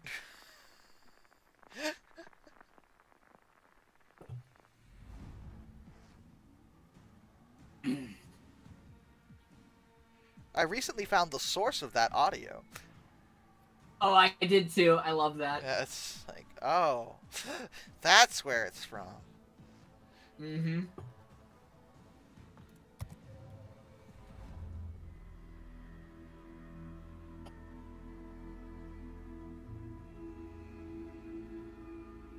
By the way, Josh, I wanted to share with you something funny that I found out with Halo lore, and it just kind of makes me laugh. Do you remember in Halo 2 how I never know how to pronounce this. How Thelvadim became the Arbiter? You remember that scene? Yes. Okay. Do you remember what the prophets said to him where they were like basically they were like the arbiter's entire purpose is to serve us. The council will have their corpse. That it's a suicide mission. Mm-hmm. I just think it's funny that now Halo 5, I'm Thelvadim, still alive, still kicking, also still the Arbiter despite that entire order being dead. How's it going? I believe he is giving new meaning to the role. He kind of made it his own. Oh, I agree. I just think it's hilarious. I just think it's irony. I think it's funny irony where it's like, ah, yes, this suicide mission. I'm still alive. Take that. I mean, he is he was supposed to be the Covenant equivalent of the Chief, because the Chief does a lot of ridiculously suicidal things too and still lives. Like that was the whole thing. Dude, I freaking love the Arbiter. He is single-handedly the entire reason I love the Halo story. Halo 2 was the first time that I got like into the actual storytelling, because Halo 1 just didn't really do anything for me. Halo 1, I mean, it was what it was. Yeah, it started things. I think what would have helped is if I just personally don't find hive minds very interesting or scary. Because, like, Generator started. I don't know. They're like zombies to me, where they're very predictable in terms of what the twist is gonna be. We will work together. Oh, okay. Now we betray you. Really? Yeah, like it's I, just, for like, one, am utterly shocked by this. That the Flood, whose existence is based on assimilating other life, Enemy destroyer sunk. would betray us. Like, what a shock. and like, cause like it was something where, like, I've been talking a lot about Halo in a couple of servers, and we were talking about. I shared my tier list of Halo, which thankfully went over better than it should have. But like Halo 3 is just not on my high list of Halo games I like. It has some good moments, no question, but like I just don't think the Flood is very interesting. Halo 3 is funny because, like, I Because remember when it first came out, and like, people actually had similar opinions to yours. Not really with the Flood. People liked the Flood. It was just, they were like, it's not as good as Halo 2. It's not as good as Halo 2. Everyone kept saying that. And now, like, well, I think part of it is that, first of all, a new generation of gamers that played Halo 3 when they were young is now like, oh, that was the best ever. Because that's what happens. Yeah. But also, we now have experienced Halo 5, and we're all like, oh, now Halo 3 was great. Please stop. I definitely don't think it's bad, but like in terms of my own personal enjoyment, I can't stand 1 or 3. I can't stand 1 because there's no map. Excuse me. And I'm sorry, I just keep getting lost in the level design. It's irritating. And like I don't know if there's something wrong with Halo 1's waypoint system, but there are several levels that are practically unplayable for me without a second player to help lead me through the maze of nonsense. And Halo 3, gosh, I'm sure you remember the last time we went through Halo 3, you had to auto-teleport me everywhere in one of the last levels because I couldn't find where to go.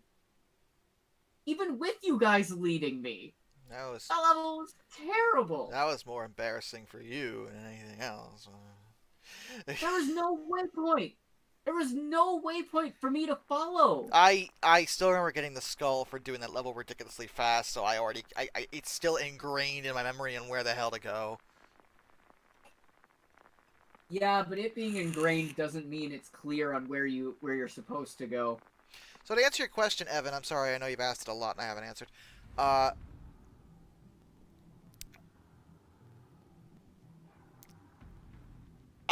In terms of train sims, I prefer train business sims like Railroad Tycoon. I don't really like train driving simulators very much, which I know it surprises people because you'd think I would.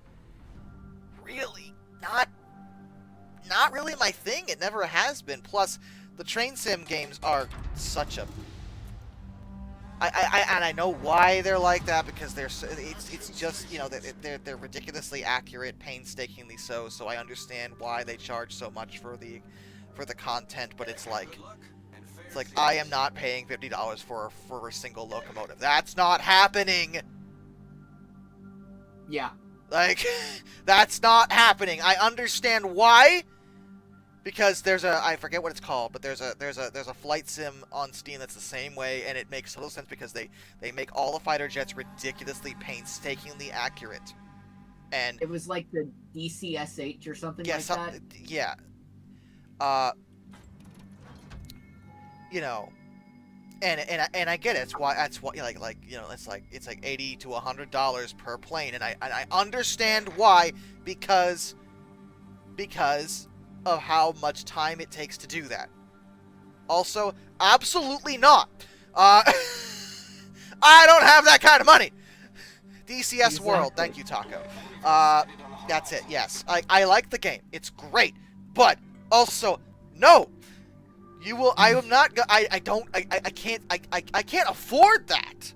Like, good God. Like, I bought you Baldur's Gate 3 for your birthday. Exactly. Like, I still haven't gotten the latest Sonic game, even though that just came out today or yesterday. Someday. It came out very recently. The co-op one. Which I really want to try, but I can't. Do you not see the donation ticker over there? I have made $0 for $648 of car repairs that I need to do because I need my vehicle. Okay, like I can't. I'm not saying you guys have to send anything. That's not like a dry bag. That's just me explaining. I can't afford to spend that kind of freaking money on a single plane or a single locomotive or any of this. Plus, when it comes to train sims in particular, I'm just not really that excited by them. Like I like trains, but I like managing trains. I don't like driving them. Like, if I had a job in the railroad industry, it would not be a train driver.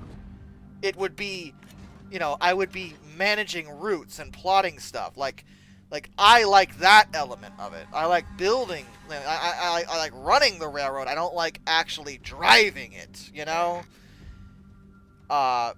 That's just the way I am. Now, I understand people love that, and that's fine, of course. Like, you know, by all means, have at it. Like, I'm not stopping you.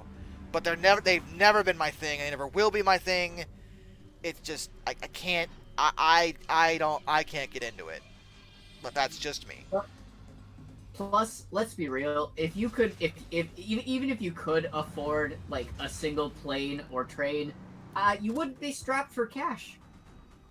Man, if I had that kind of disposable income, you think I'd be living in a 2-bedroom apartment? Yeah. Like, good. Like, I absolutely like my God, like I would honestly DCS. I would almost pay that money for very specific planes, and in one case you could argue that, well, you do get to pay. You spend a lot of money, but you spend it on exactly what you want, and that's true. And like, I would almost want to do that with DCS because I do like flight sims, but I would only do it if I could afford it, and I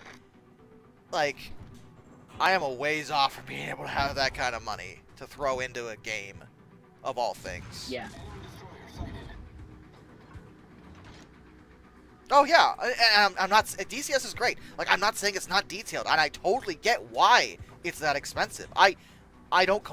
That's not the complaint, but like, me understanding why it's that expensive, it's like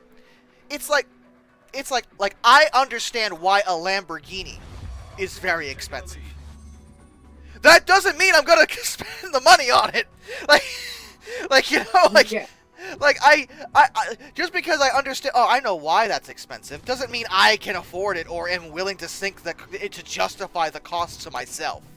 You know, like, you know, it's the same deal. Where, like, yeah, I get it, I understand. They're you know, them pricing it that way is honestly pretty fair based on what they're offering, but that doesn't mean I can afford it or am gonna even attempt to afford it anytime soon.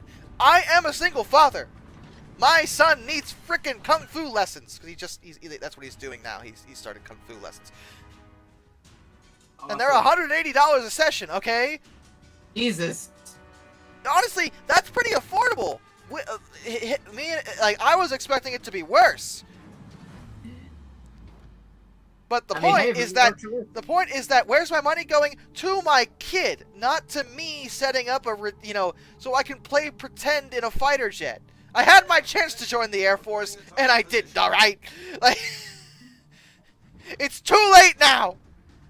Now I sit here and talk about things I like. I don't actually get to experience them, and I can't afford to spend the money to play pretend right now. Maybe someday, but definitely not now. Yeah.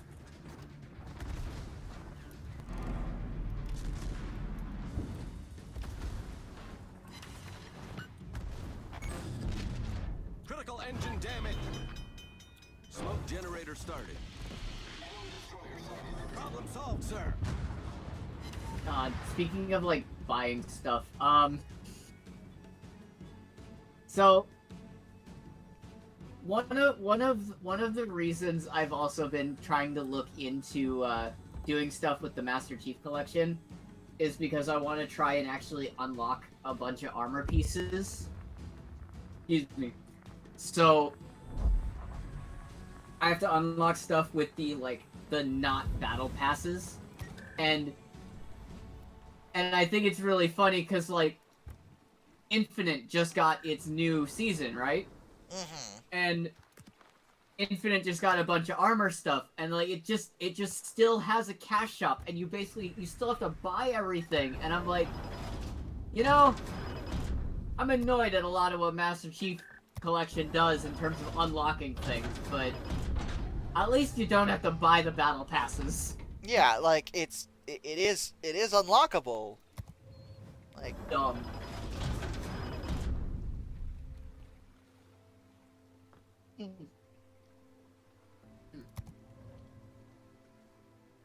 It's dumb, but at least it's unlockable.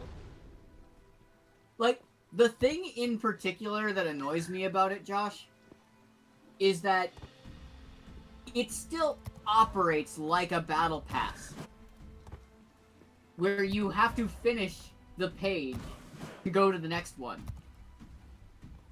If you want to get something at the end of one of the battle passes in Master Chief Collection, for some stupid reason, you still have to treat it like a freaking battle pass. And I just think it's dumb. Just let us buy the things we want. Still have to earn them anyway.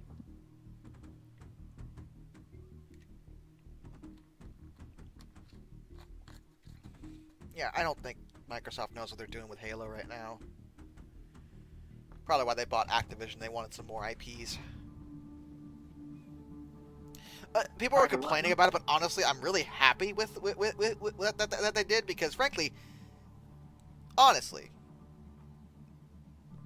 Activision and Blizzard deserve to be subservient to Microsoft at this point. Sorry. Can we back up a sec? What are we talking about? I said 343 doesn't know what they're doing with Halo at this point.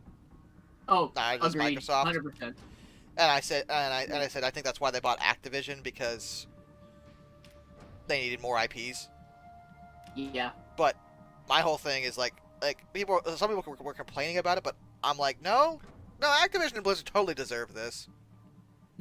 I am glad they are subservient to Microsoft, because people complain, but let's be real, Microsoft, generally speaking, handles themselves fairly decently. With everything but UI design. Yeah, I mean that's a technical issue, but I meant in terms of moral fiber. They've been getting worse recently. I will say. It depends how you look at it. But my point is that Activision and Blizzard have been really scummy, oh yeah, disgustingly so. 100%. So it's like, oh no, they're being bought, and I'm like, good. To be fair, I don't necessarily think it's the fact that they were being bought that was the issue. It's the fact that they were being bought by Microsoft specifically. Yeah, because they're a big company, and I get that. And people are like, oh, it's going to be a monopoly. And I'm like, it's not a monopoly. How many competitors does Microsoft have? Microsoft does not own the industry. I mean, they're the most dominant in terms of computers, sure, but not in terms of games. Yeah. And hopefully within the next couple of years, they will lose a small chunk of the operating system for a little bit. Crossing fingers on that one. Come on, Valve, get with it. Oh, yeah. Yeah, we'll see how that goes. Yo, I have heard that potentially they're thinking about doing a monthly subscription to use Windows, and I'm like, no. There's no way that's gonna go down well. I would not tolerate that. I would be really mad. They already pulled that crap with Microsoft Office. I only Why do you get think that they're is the doing sole so reason. much- That is the sole reason why I still have a Skype subscription of all things. I don't use Skype, but if you have a Skype subscription, you get Microsoft Office for free, Wow. and it's way cheaper than actually spending the money on Microsoft Office. You know what else is cheaper than Microsoft Office? LibreOffice. Which I just got Addie onto using, and she absolutely loves it.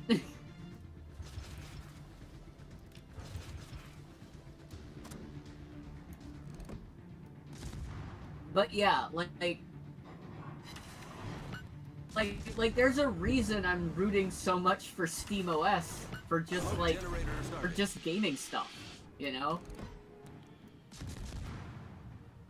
Which I know also has its own, you know, laundry list of issues, but like if you have a gaming PC for gaming Ship is stuff, on fire. I don't necessarily see too much what the general issue would be with having a gaming Problem OS on solved, it. sir.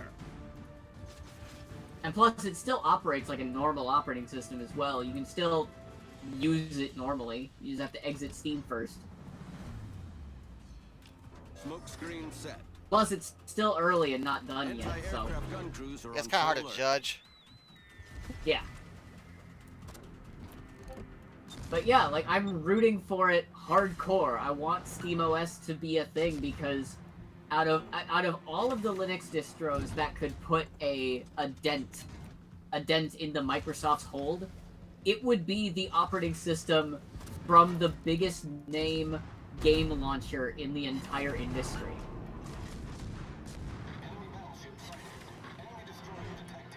Yeah, we'll see how it goes.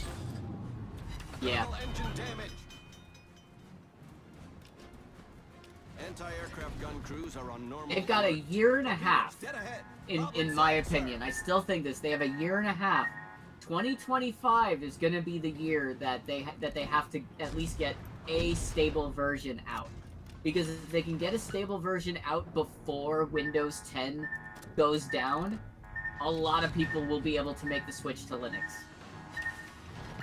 Because 2025 is when Windows 10 goes EOL, and tons of people's CPUs, even just from a few years ago, will not be able to upgrade to Windows 11 at all.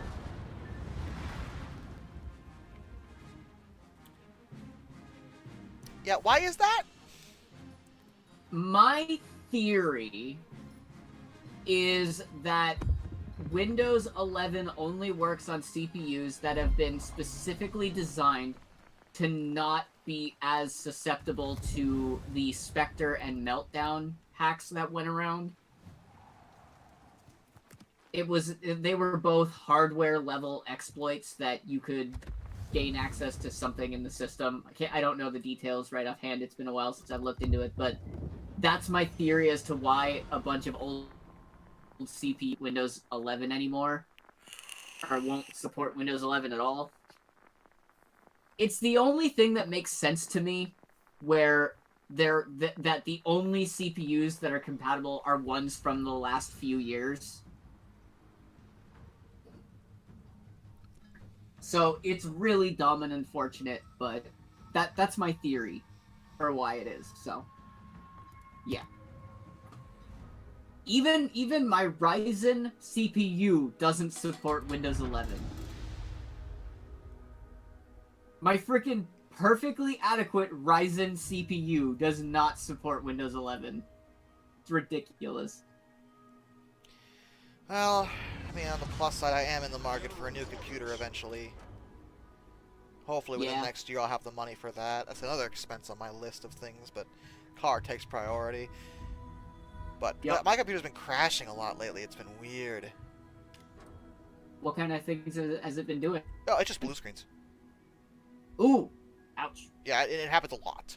Like, it used to not do it at all. Now it happens maybe once a week, Oof. which is a concern. Mm. It is over 10 years old, so I mean... Understandable. Maybe hit me up off stream, and then I can give you some suggestions to try. I think with what I'm trying to do with it, I just overload it all the time. Does it blue screen when you do something in particular, or just randomly? If I try to do a bunch of things all at the same time, it doesn't like that. Gotcha. It does not. I mean, I can you could- barely stream anymore. Like this. Like this is. Like I had to. First of all, I had to close out a window with Google Chrome. Which, to be fair, Google Chrome is a friggin' hog. So Yeah. that's not really a surprise. But it didn't. It didn't used to affect my computer as bad as it does now. And the frame rate, like, and like in terms of gaming, like the frame rate on Baldur's Gate 3, even off, like, I haven't even attempted streaming because even not doing that, it chugs on my end. And I could put up with that, but like when she crashes when I try to render stuff sometimes, and that's annoying because that's work. Yeah. Critical engine damage. And it, you know, Oh. but I can't even get mad because she's 10 years. You know, that's pretty good for a computer. I agree. But I do have a few suggestions that might help with that, because some of that does sound like it could be due to heat instead of, like, crashing. Like, instead of failing parts, it could Well, just you be know, that there it's is one heat. element that I have been considering lately that might be part of the problem. What? So I should probably... I have never mentioned this before to anybody because I understand how dumb it is. Do it? So I have a second screen, right? Yeah. But my second monitor, my desk is small. Yeah. My second monitor sits on top of my tower. Oh. Now, I've had it that way for a long time, but it does cover up part of the vent.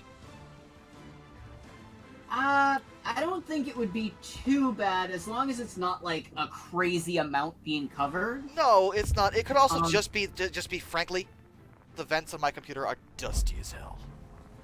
Yeah, yeah. And Like, I know that. If you can get yourself even just a can of compressed air and just blow it out normally. But the other big thing that would help you a lot for that is to check the thermal paste between your heatsink and CPU.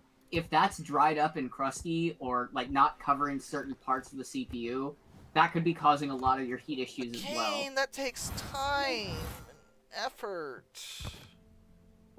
I mean, I wish I lived closer to you. I'd just do it for you. I freaking would too. I would. I drive know my you would. butt That's over all you your do. Yeah, I love doing that. I just blow it all out, blow out all the dust, make sure it's all nice and clean, and switch out the thermal paste. Like it honestly, as long as you could get the thermal paste, it wouldn't take you that long. Like, Kane. I mean, one of the things too, by the way, is like, even more so, just having a nice heatsink on your CPU will just help performance in general. Will it? Just keeping the CPU cool Will it? I'll play some ranked now that I can do that. Because, you know what's weird about... I'm sorry, I know this is completely off topic, but I just need to bring this up because it's still the most bizarre thing to me. Go for it. Ranked in World of Warships is only open for certain hours of the day. Weird. After you can only play it afternoon. Huh. And I don't know why. That is weird. Oh, hey, side unrelated topic, cause you made a joke about it, but I was kind of wondering your thoughts on it. What did you think of the wallpaper that I put together for my Xbox? That's nice. I liked it. I just... God, I just looked at that and I'm like, man, I have no interest in a console. I don't blame you. I just see don't that and blame I'm you. like, Man, I barely play the games I want to play that are on consoles, let alone ones, it just... It's so weird, because, like, I still remember a time when I was like, I need the latest Xbox, I need this, I need that, and I'm like, Yeah. looking at it now, and I'm like, God, I'm so old, I don't need any of this crap. It's part of the reason, like, I was talking about it earlier, because one guy was like, it's weird to see you, you know, jump from being an angry video game reviewer to doing history stuff, and I'm like, yeah, I know, but I just got so bored of video games. Like, I still like video games, obviously. But I just don't care as much as I used to. Not when I was young. Like, when I was young, obviously, I cared quite a bit. Like, it was like, you know, video games. I gotta talk about the video games. This is very important. And now I'm like, man, I'm 33 now, and I'm like, I can no longer be asked to care about this particular topic. And there's so much more to that too at this point as well. Like, Good luck, everyone. And like for me, and argue with people. I know about like that's like it's not even just that I stopped caring. I really just stopped caring what people had to say, because people were like, you can't like that. Why not? It's a damn game. Like, it's not like oh, you can't not like this. Why? Who is this hurting? Like, what do you?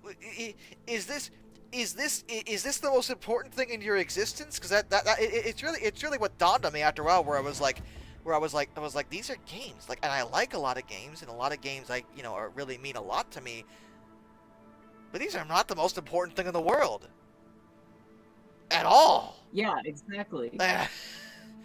And they're certainly not important enough for me to argue about and absorb death threats over, and like the whole like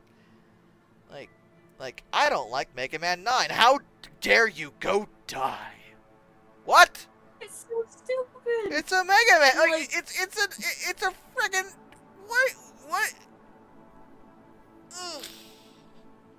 I think what bothers me about it too is like, you could be. Why do gamers pick the dumbest topics to make a fight? Like, you can be the most casual. Oh yeah, I enjoyed that be game. A filthy casual. Like, you could literally have the most casual conversation. These are alpha gamers, oh, yeah, Kane. I like this thing. And then they act like you're talking about it as if their opinion doesn't matter already. And I'm like, I just said I liked it. That was it. These are alpha like, gamers. I'm not gonna like get Welcome on people's to my gamer pad, where I get tilted at the towers. Like, I'm not gonna get mad at people for enjoying Halo 5. If they like Halo 5, that's fine. It's okay. I don't think those people exist anyway. I know one person. The only positive thing I'll say about Halo 5 is, like, people complained, but honestly, I really liked the multiplayer. Like, I thought it was fun. Like, the gameplay was actually kind of fun. It was the story in 5 that was just disgusting. Yeah, exactly. And honestly, I think the worst part about Halo 5's multiplayer is, even though it was fun, a lot of people's issue with it is that it just didn't feel like Halo anymore. Yeah, I understand that complaint. I get that, but yeah, the series also has to evolve at some point too. I think there's ways you can evolve without losing that feeling, and I think part of why Halo has not been good. Okay, as a perfect example, I think that Halo Infinite is a step in the right direction with the idea of grappling. It's a small addition to Master Chief's arsenal. It's not insane per se, it's just a little bit of extra mobility. It's not a jetpack, it's not sprinting, it's not iron sights, it's just a grapple. That's it. That's not the only thing they added in Infinite, but like, small additions to Halo, I think, is what people are more wanting, instead of turning it into Power Rangers. All stations. Go Halo Ranger. I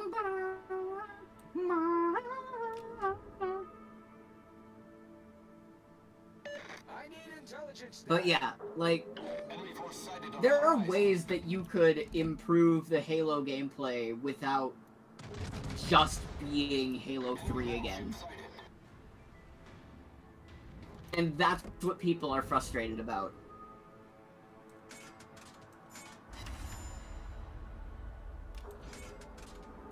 Support the allied target. Because, yeah, basically just evolution is not the problem, it's alienation.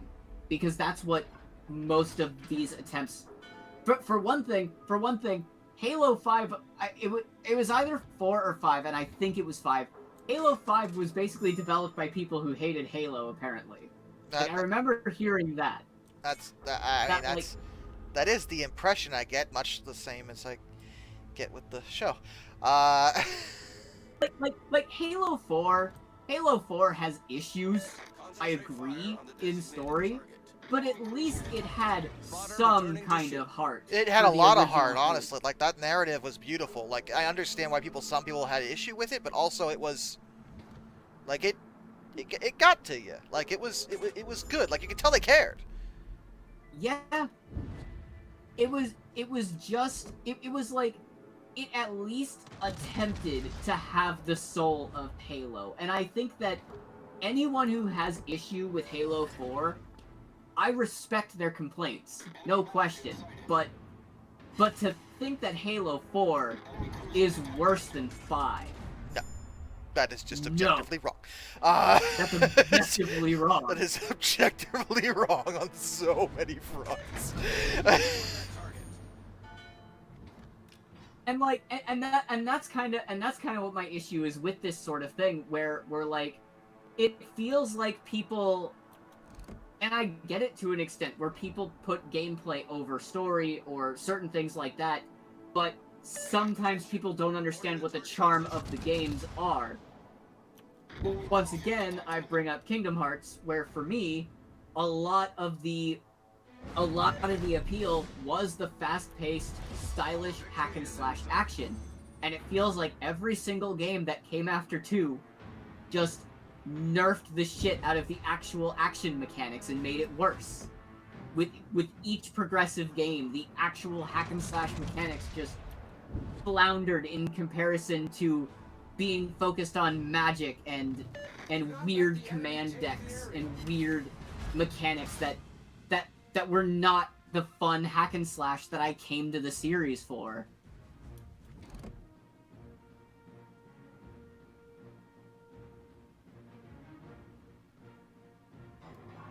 And then, like, people wonder why I don't like 3, you know?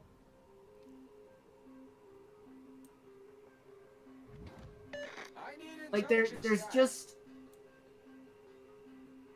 I mean, heck, even Disney has that problem too, where people just... where they clearly have no idea why people liked what people liked about Disney, and they keep messing everything up. No, because they're too focused on, like, it is... Okay, what they're doing now, because people have all sorts of complaints, and some are justified, some aren't. But here's my thing.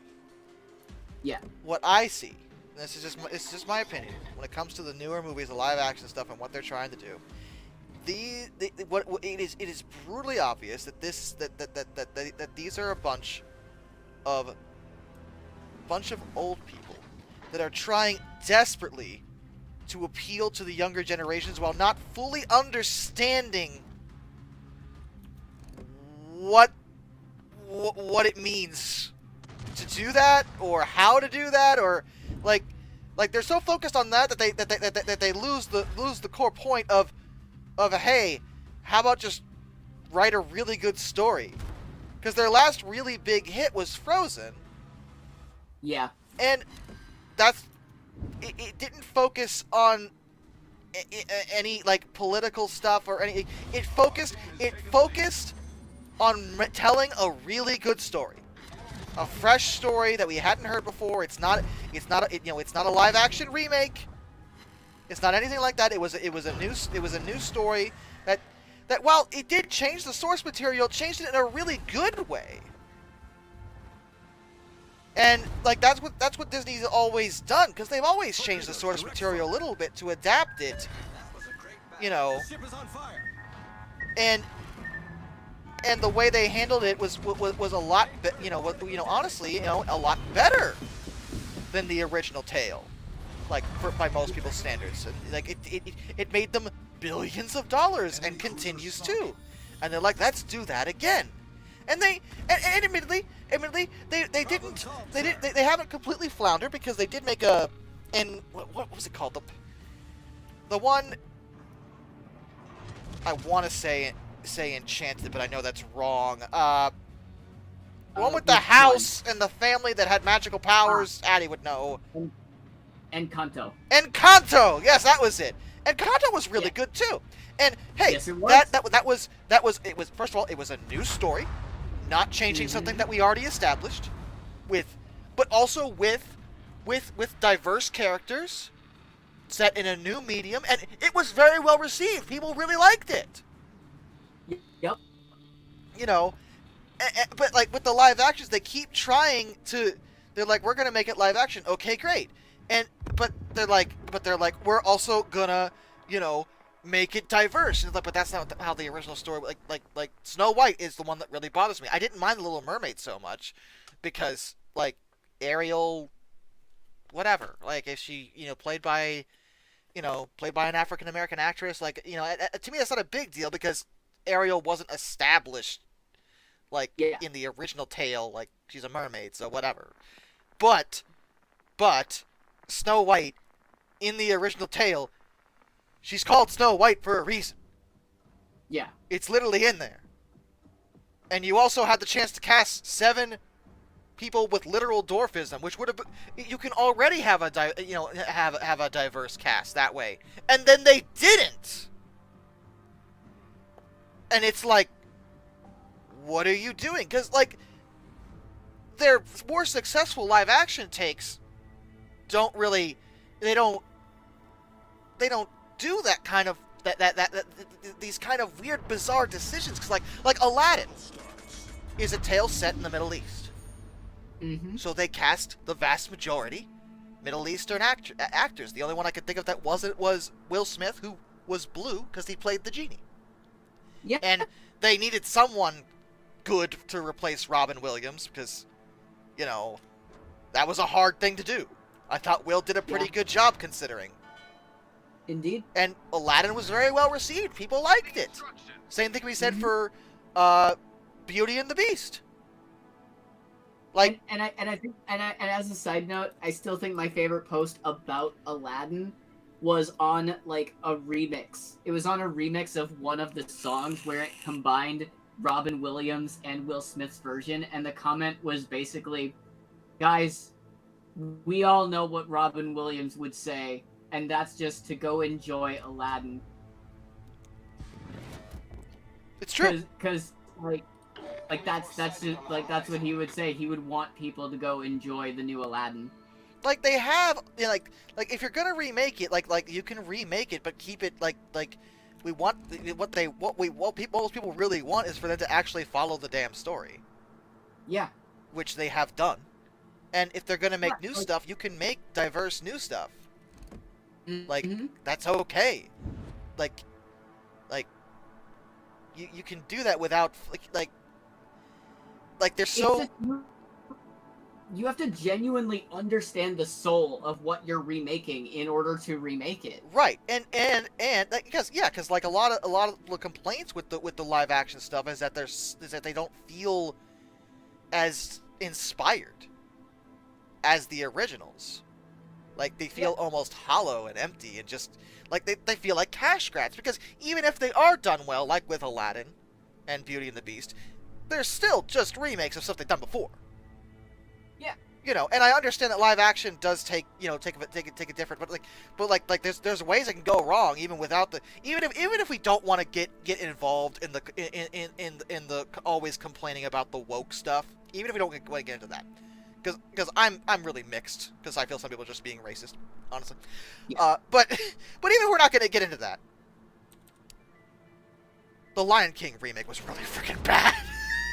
Just objectively, like they obviously had no idea.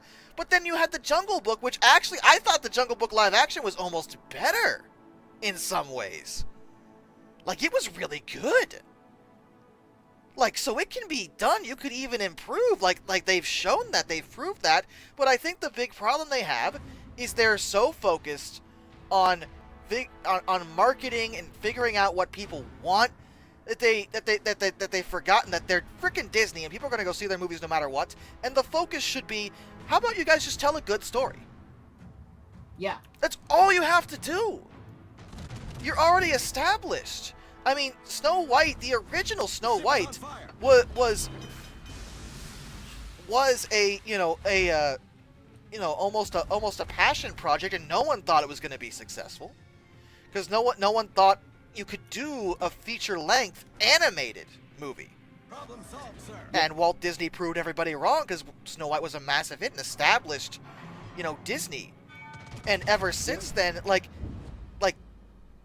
as long as they tell a good story and show off beautiful animation, regardless of how they do the animation, people are gonna go see it. Focus on the story, focus on the characters, focus on actually entertaining people with a compelling narrative. That's what you did with Frozen, you did it with Encanto, and if you're gonna do a remake, at least focus on what made the original so good, or sometimes not as good, because some people don't even like the original Jungle Book because it's kind of a showcase like the original Snow White was, in some ways. Yeah. So they made the remake, a lot more narrative focused, and it was really good. But then they remade Lion King and did the exact opposite and ruined it. The enemy team has taken the lead. And it's like, I mean, just, can you stop sucking for 2 seconds? agreed. Torpedoes Agreed. to port. The other thing that's always been bothering me too about certain things as well is I also just think a lot of people are way too elitist and smarmy about what warrants a quote good story. Because Well, everyone's a critic. I mean, I understand that because like Problem solved, like sir. I said, everyone loves Halo 3. I do not find hive mind stories very interesting. Not necessarily that I think that means it's a bad story. I just don't think the twists are very interesting because it's very obvious what's going to happen in them. There's not really an actual plot twist involved here, unless you've never seen or looked at a hive mind story before. But that doesn't mean that Halo 3's story is bad. yeah. Hold that thought. I think someone knocked at my door. I don't know if I'm hearing stuff. I'm gonna check real quick. Give it a look.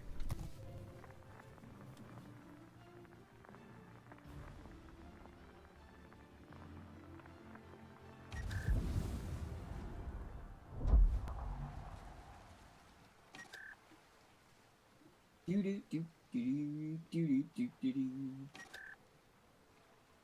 Do do do do do do do do do. All right, everyone. Let's see if Josh ever finds this. Samurai Legend Musashi is the greatest They were PlayStation knocking 2 on the game door of of all time. the apartment next to mine. Ah, I see. I think I got time for one more game before I go. Maybe two. We'll see. Anyway, yeah, stories, Halo, and Disney, and everything else. And Yes. well, what I was gonna say was like I think Disney's biggest strength right now, because Marvel isn't doing so hot lately, honestly. Mm-hmm. Apparently, I've never been into Marvel, so I don't really care. But I've heard like, Yeah, they've been going pretty downhill in terms of quality of story, and I think it's because they keep trying to tie everything together, but in doing so, they have made the movies impossible to watch on their own, so you have to watch them in a specific order. well, the extended universe has gotten so tangled.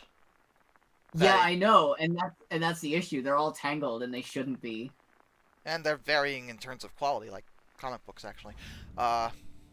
Honestly, I wouldn't mind the Pretty meta extended of them. universe being large if it wasn't for the fact that it was so freaking tangled. Speaking of tangled, though, I was gonna say Disney's biggest strength is the studio that makes those movies. Yes. Tangled, Frozen, and Kanto, Frozen 2. That studio are the only ones that routinely, consistently make quality stuff. Yes. Like, they obviously know what the heck they're doing. Like, people are like, well, we want 2D animation. Like, yes, but mostly, we want a good story. Like, I understand that people do... I would like to see the return of 2D animation, but I would like that why too, but currently everyone's... I think people were being way too hard on it. But, Disney recently showed off their... it's gonna be their 100th anniversary movie, like to celebrate that, and they released a teaser for it. It's gonna be called Wish, and it's an original tale, which is good. Yeah. But people are already complaining about it, partially because they think they're being woke, which is annoying because it's an original tale, so people can be whatever race they want in it. Okay, shut the hell up. Like, because the main character is a black girl, and they're like, well, that's woke, and I'm like, I don't think that's that's that. Now you're shut up. Okay, shut up. But a more legitimate concern is that people who want 2D animation are upset because it's freaking weird how they handled this. The models are 3D. Yeah. But the backgrounds are 2D? Ooh. And it's... I want to applaud it for being... For what I think it's trying to do. But a lot of people don't like it. And it's still early, so... it's hard to say, but it's an interesting way of handling it. I'm pretty sure the goal was to combine both, all of Disney into one movie. I mean, obviously the theme is Wish, when you wish upon a star. Got it. And they've made really good 2D movies and really good 3D movies. That is correct. So let's do both. And it's like, yeah, but those don't always blend very well. And there are very few things that I think that blend 2D and 3D very well. Like, some people talk about, Catherine from PS3, and I'm sorry, I don't think Catherine looks very good. I really loved Catherine's art style, but I also understand your issue. That's one of the best examples of it, I think. But Wish is going for kind of a storybook look, which I also think is a good idea. Like, I like that, but I'm just not sure the execution is going to go well. I agree. I think the other thing is that I think usually the reverse is the only way that style tends to work, is 3D backgrounds with 2D characters. Because I think people care more about how 2D characters are drawn as compared to backgrounds, which I think are less important. In a sense. I also am seriously... Go ahead, sorry. Not 100%, but have you seen the new Puss in Boots? No, I haven't, but I've heard really good things. First of all, you absolutely have to watch it. It's so good. I know that kind of statement generally annoys you, but holy crap, it's so fun. It's really cool. It's a really awesome way of how they combined, different rules of animation. They took rules from 2D and put them into 3D, and it works so well, and it's so interesting and cool. I love it. It's fun. It's such a good story. Love it. Great movie.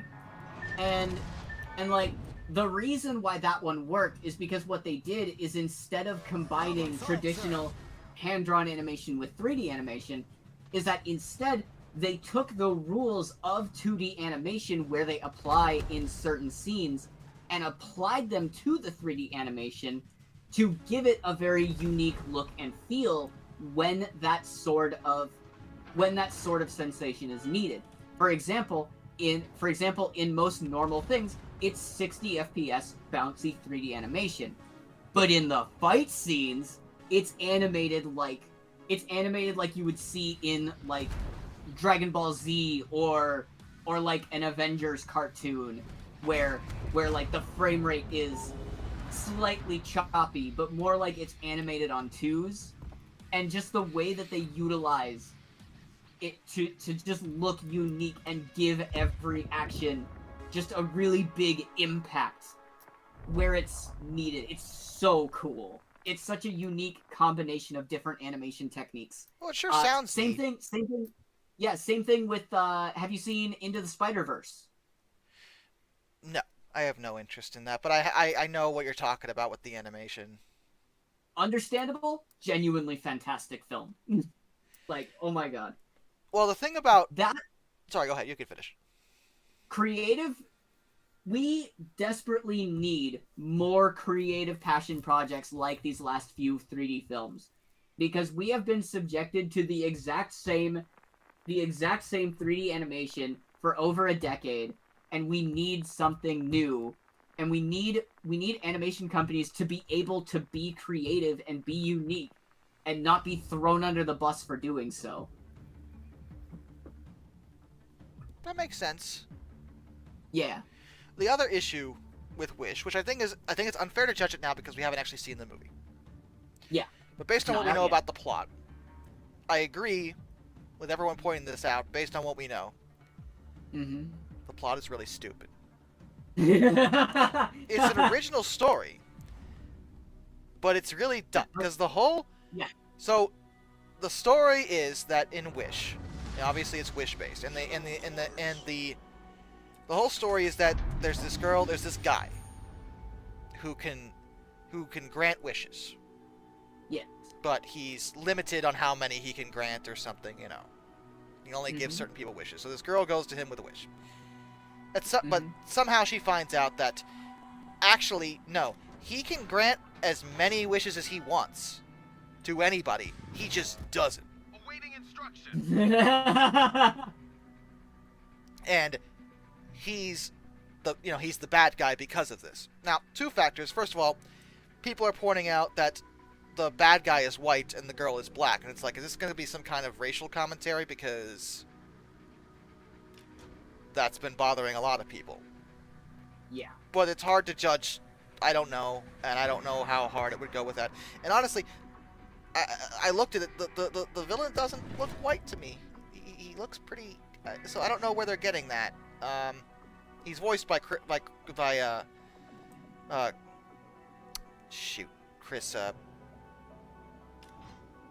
God, I forget his name. But anyway, it doesn't matter. But my issue with it, my major issue with the story is that, you know, this guy's the bad guy for not granting everybody's wishes, right? Yeah.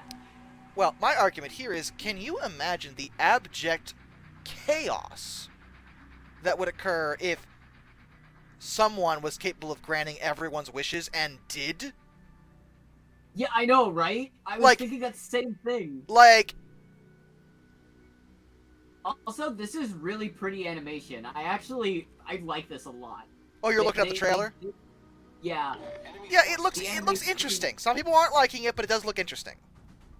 I think it looks very good. I think anyone complaining about this, it's such like a minor nitpick, because this, like, I know it's because we grew up in the era of early CG, but y'all need to get better standards, okay? This looks really good. That was a great. Yeah, I'm looking at it and I'm like, I really hope he somehow turns out to be a tragic villain in a way, somehow. Because based on the plot so far, I kind of agree with him not granting everybody's wishes, because that's just unsustainable. I agree. Like, you could, like, like you can't, you literally can't do that. Like, because people were like, why doesn't, like, because basically, effectively, he's God. You know, and people go to him with, you know, wishes or prayer. I believe Bruce Almighty made it abundantly clear why God doesn't give everybody what they want all the time. Yeah. Because Bruce did it. And the world fell into chaos immediately. Yes, it did. Like, I only won $17. Yeah, because everyone won the lottery, and like, not everyone can win the lottery. Like it's just So I'm hoping that Wish is a lot smarter than that because we don't know much. But based on what I know right now, this sounds ridiculous. But maybe there's more to it than that. I would hope so. Again, I think the animation style is definitely unique, which is cool that they're going with something different. Yeah. I've heard people that say that it just looks bad, and I've heard people say, well, I wanted it to be straight 2D, and it's not. And it's like, shut the hell up. Because frankly, from Disney's perspective, they have to make money, and the last time they tried straight 2D, as far as I remember, was Princess and the Frog, which was a really good movie, but didn't do very well. And unfortunately, I'm really sad. I still haven't seen it yet. Oh, it's great. I've heard Like it's really- again, another example of original writing with, adding diversity with an original story. Like it was a good movie. It was really great. Yeah. But it didn't do very well because then you had Frozen, which was full CGI and freaking wrecked it. But that could be. It doesn't necessarily. I honestly think Disney's looking at it as, oh, people don't want to see 2D. I don't think that was the problem. I think it was more that people just liked Frozen's story better, and Frozen also became kind of a meme because of Let It Go. As a side note, can I just say, Frozen's story is not very good. It's fine, but people are like, oh my god, it's so good. Is it? I think it's definitely I think it's really? overrated. I think it's good, but I agree. But I definitely think it's not that good. I think it was more. Frozen's biggest strength was beautiful animation, beautiful 3D animation without question. But Disney almost always does that. Oh yeah. But I think Frozen's big deal was that the songs were all really good. Yes. And that's great. And I think that was the thing that also held Princess and the Frog back, where Princess and the Frog had songs. The only one that was really, straight, knocking it out of the park was the villain song. So it kind of had Hunchback of Notre Dame syndrome, where Hunchback is a really good movie too, but it also didn't perform that well. And I'm looking at it and I'm like, yeah, but the only good song was the villain song. And the villain song was really freaking dark. You couldn't put that on a sing-along. We've spotted an enemy submarine. Yeah, and one of the things that really bothers me about this whole thing with Frozen as well is I also genuinely just think that the general populace has no taste. I mean, you said that for years, Kane. That's nothing new coming from you. I know, but genuinely, because the one thing I've noticed about the general populace, is that no one gives a crap about artistic expression anymore. I talked with someone that very much didn't like the animation to Puss in Boots: The Last Wish and Enter the Spider-Verse. And part of me gets it, but another part of me is they were talking like these movies shouldn't exist, and I'm like, shut up. Immediately cease. Shut You have up. no valuable opinion anymore? I'm like, no. Look, if you don't like them, fine. But you're talking like they should be obliterated. I want them No. destroyed. That's why the Super Mario movie looks the way it does. Because it's Illumination. Yep. And they're for as talented as they are, because their animation is always technically gorgeous. It's also very safe. Yes. And I don't know if I talked to you about it, but I finally did get to watch the Mario movie. What did you think? It was fine up until about the last, like, 20 minutes. What happened then? Okay. Spoilers, I guess, for anyone who hasn't seen the Mario movie yet, but, like, I think it's really stupid that they started the Mario movie with Mario and Luigi getting bullied by their previous employer, and then the only other point that this idiot comes into play is at the very end of the movie where Bowser and everyone pops into the real world, and then they finally save the day with the either the I think it was the superstar or something like that. It was And the invincibility star, whatever that is. Yeah, the invincibility star, and I'm just like, so what you're telling me is that they set up this stupid plot point for the Mario Brothers to be failures for no other reason than for them to just barely address it in the last 20 minutes. Yeah. That's an idiotic plot point. That's dumb. For the most part, I did enjoy a lot of the Mario movie. There was a lot of references that even I, as a non-Mario fan, got really quickly. Prison There's a is lot of sad, good stuff. dying is sad. I loved it. I loved that character. That Everyone was so loves funny. the Luma.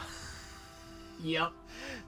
It was never directly called a Luma, by the way, but I sat there, I'm like, is that a Luma?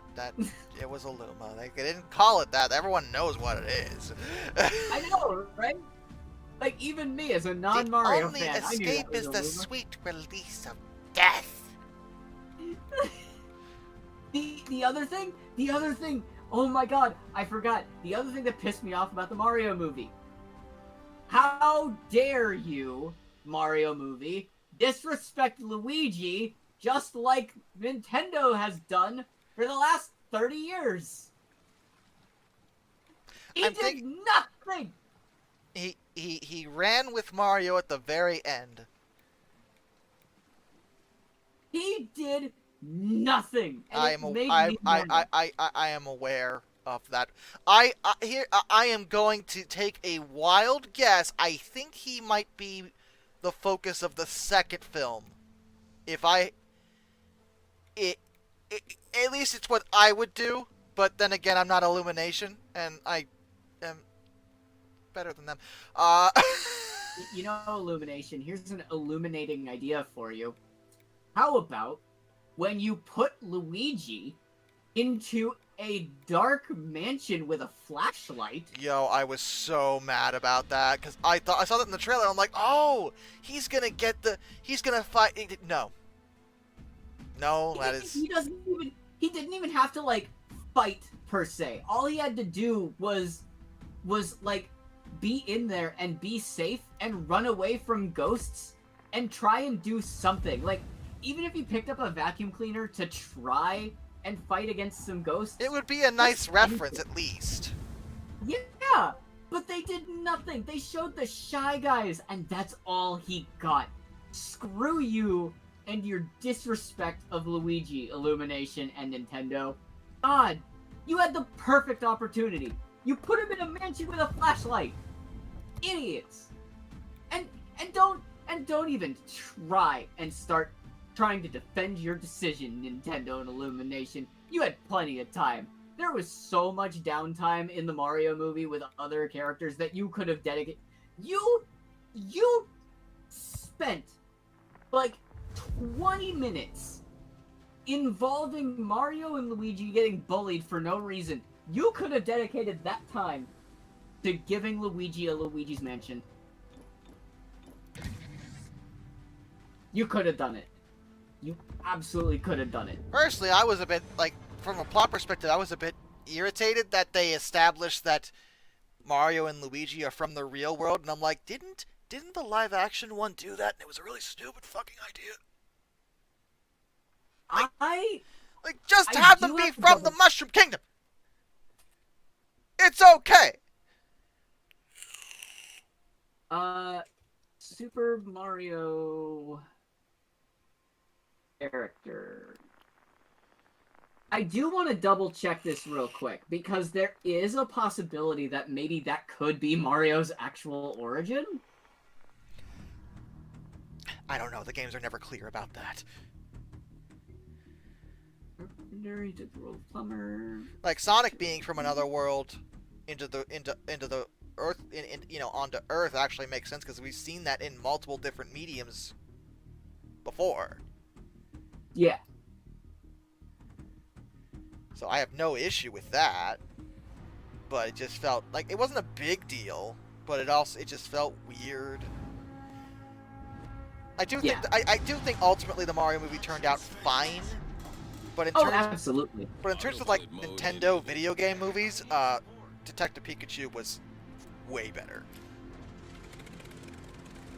I still haven't seen Detective Pikachu. Oh my god, I love that movie. It's so good. Like legitimately, it was way better than it ever. Honestly, it had any right to be. It was a great movie. I think for me, especially at the time that it came out, there was just and I was still recovering from the Pokemon fandom ruining everything for me. It was, I think it might have been slightly before we became friends. I think that happened. So this was like, I don't know, 2017 or something when this happened with me. But like, yeah, it was unrelated, but I had a very bad time. So I just didn't have any interest in watching it. The first Pokemon movie that I weirdly enough watched was the 3D remake of the first Pokemon movie. And I was so happy that I decided to watch it. And that's sacrilege. How dare you not watch the original Pokemon the first movie? I mean, they made it not suck. I was very happy. Listen, I was in the theater. I was also in the theaters. I cried. I cried in the theaters. We both did that. My issue with the first Pokemon movie is that the way that they localized it or the way that they did it, there was no clear indication what any kind of motivation you two had outside of being an edgy person. And that was enough. The remake actually made his motivations clear. And you know what his motivation was? Huh? His motivation was these humans. They cared nothing for me. His motivation is that he was... Sorry. His motivation is that he was confused and scared and had no idea how to handle his psychic powers because he was just born. And then all of a sudden, instead of answering his questions like proper human beings would answer his questions, they decided to run him around in circles and then start talking and like talking to each other, shaking their hands, congratulating them about a successful thing, which caused Mewtwo to have an absolute insane sensory overload, which caused his psychic powers to go overkill, and then they started freaking electrocuting him, which then made his psychic powers explode even more, and he essentially killed everyone on accident. That's dumb. I don't like that. It actually makes sense. No, because in the original, there is a backstory to the original first movie where YouTube knew some other clones that didn't survive, and he was he doesn't remember them, because I remember that origin story as well. Oh. His memories of all of that are gone. Or maybe he just doesn't like people. I mean, he doesn't. We tried to electrocute him. He doesn't want to be used.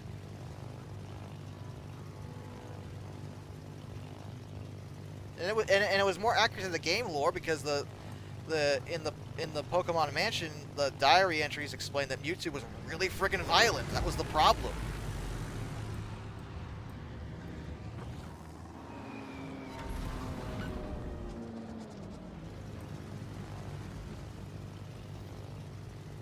And I understand your point. I get it. I just...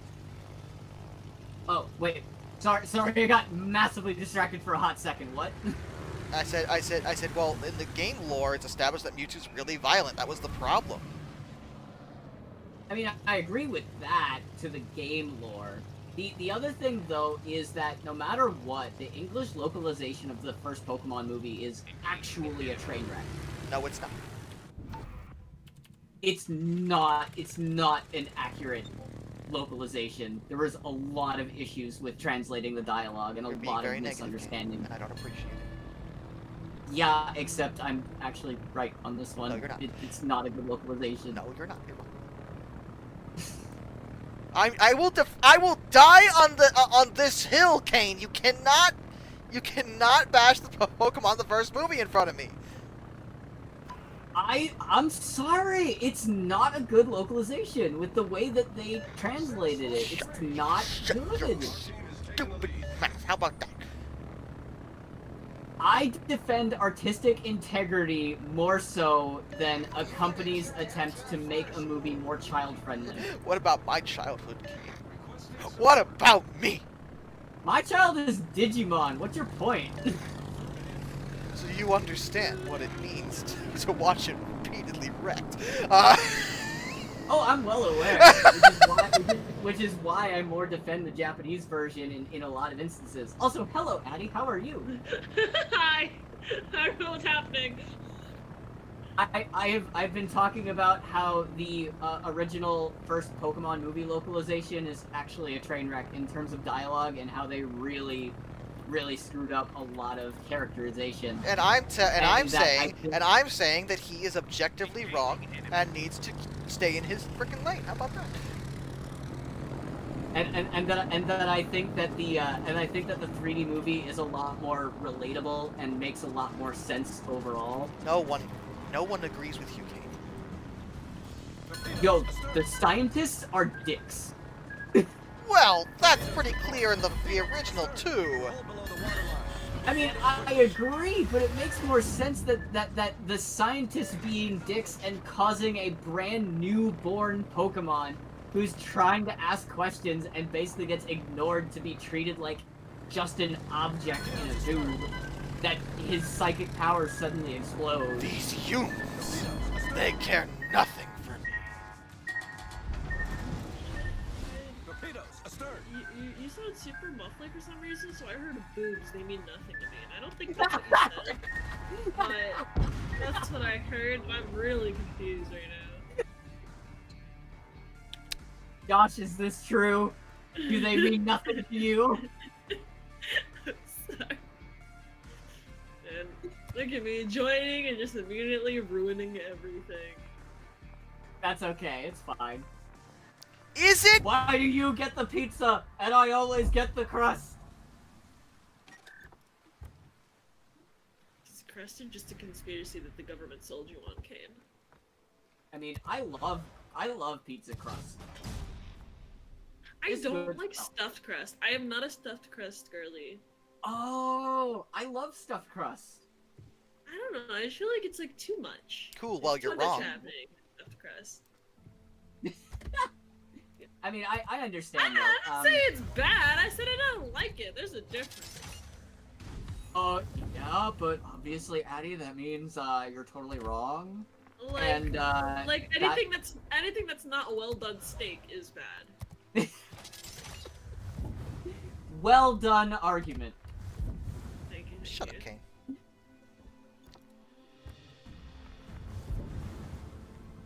It's like Death Note live action, bad movie. Shrek, I don't like that movie. Doesn't make it a bad movie. No, you can't have opinions here. We've been over this, people. Neither of you are allowed to have opinions about anything. This is the internet, where opinions... What, am I gonna have to go make a YouTube channel just to argue that I have opinions on the internet? Is that what I'm about to do? That's what YouTube channels are for. Duh. Okay, gotcha. Setting one up now. I'm gonna make a YouTube channel called Darkness the Curse, and I'm gonna make video game reviews. See, Zachary, the thing is that I like pizza. I like the flatbread pizza, like the flat crust. Okay, Addie, I know you just showed I up. don't usually eat crust at all. Yeah. and I feel bad, but I actually have to go. Oh, okay, understandable. Oh no. It's not me All avoiding you. good. You just showed up really late to the party. Yeah, he just hates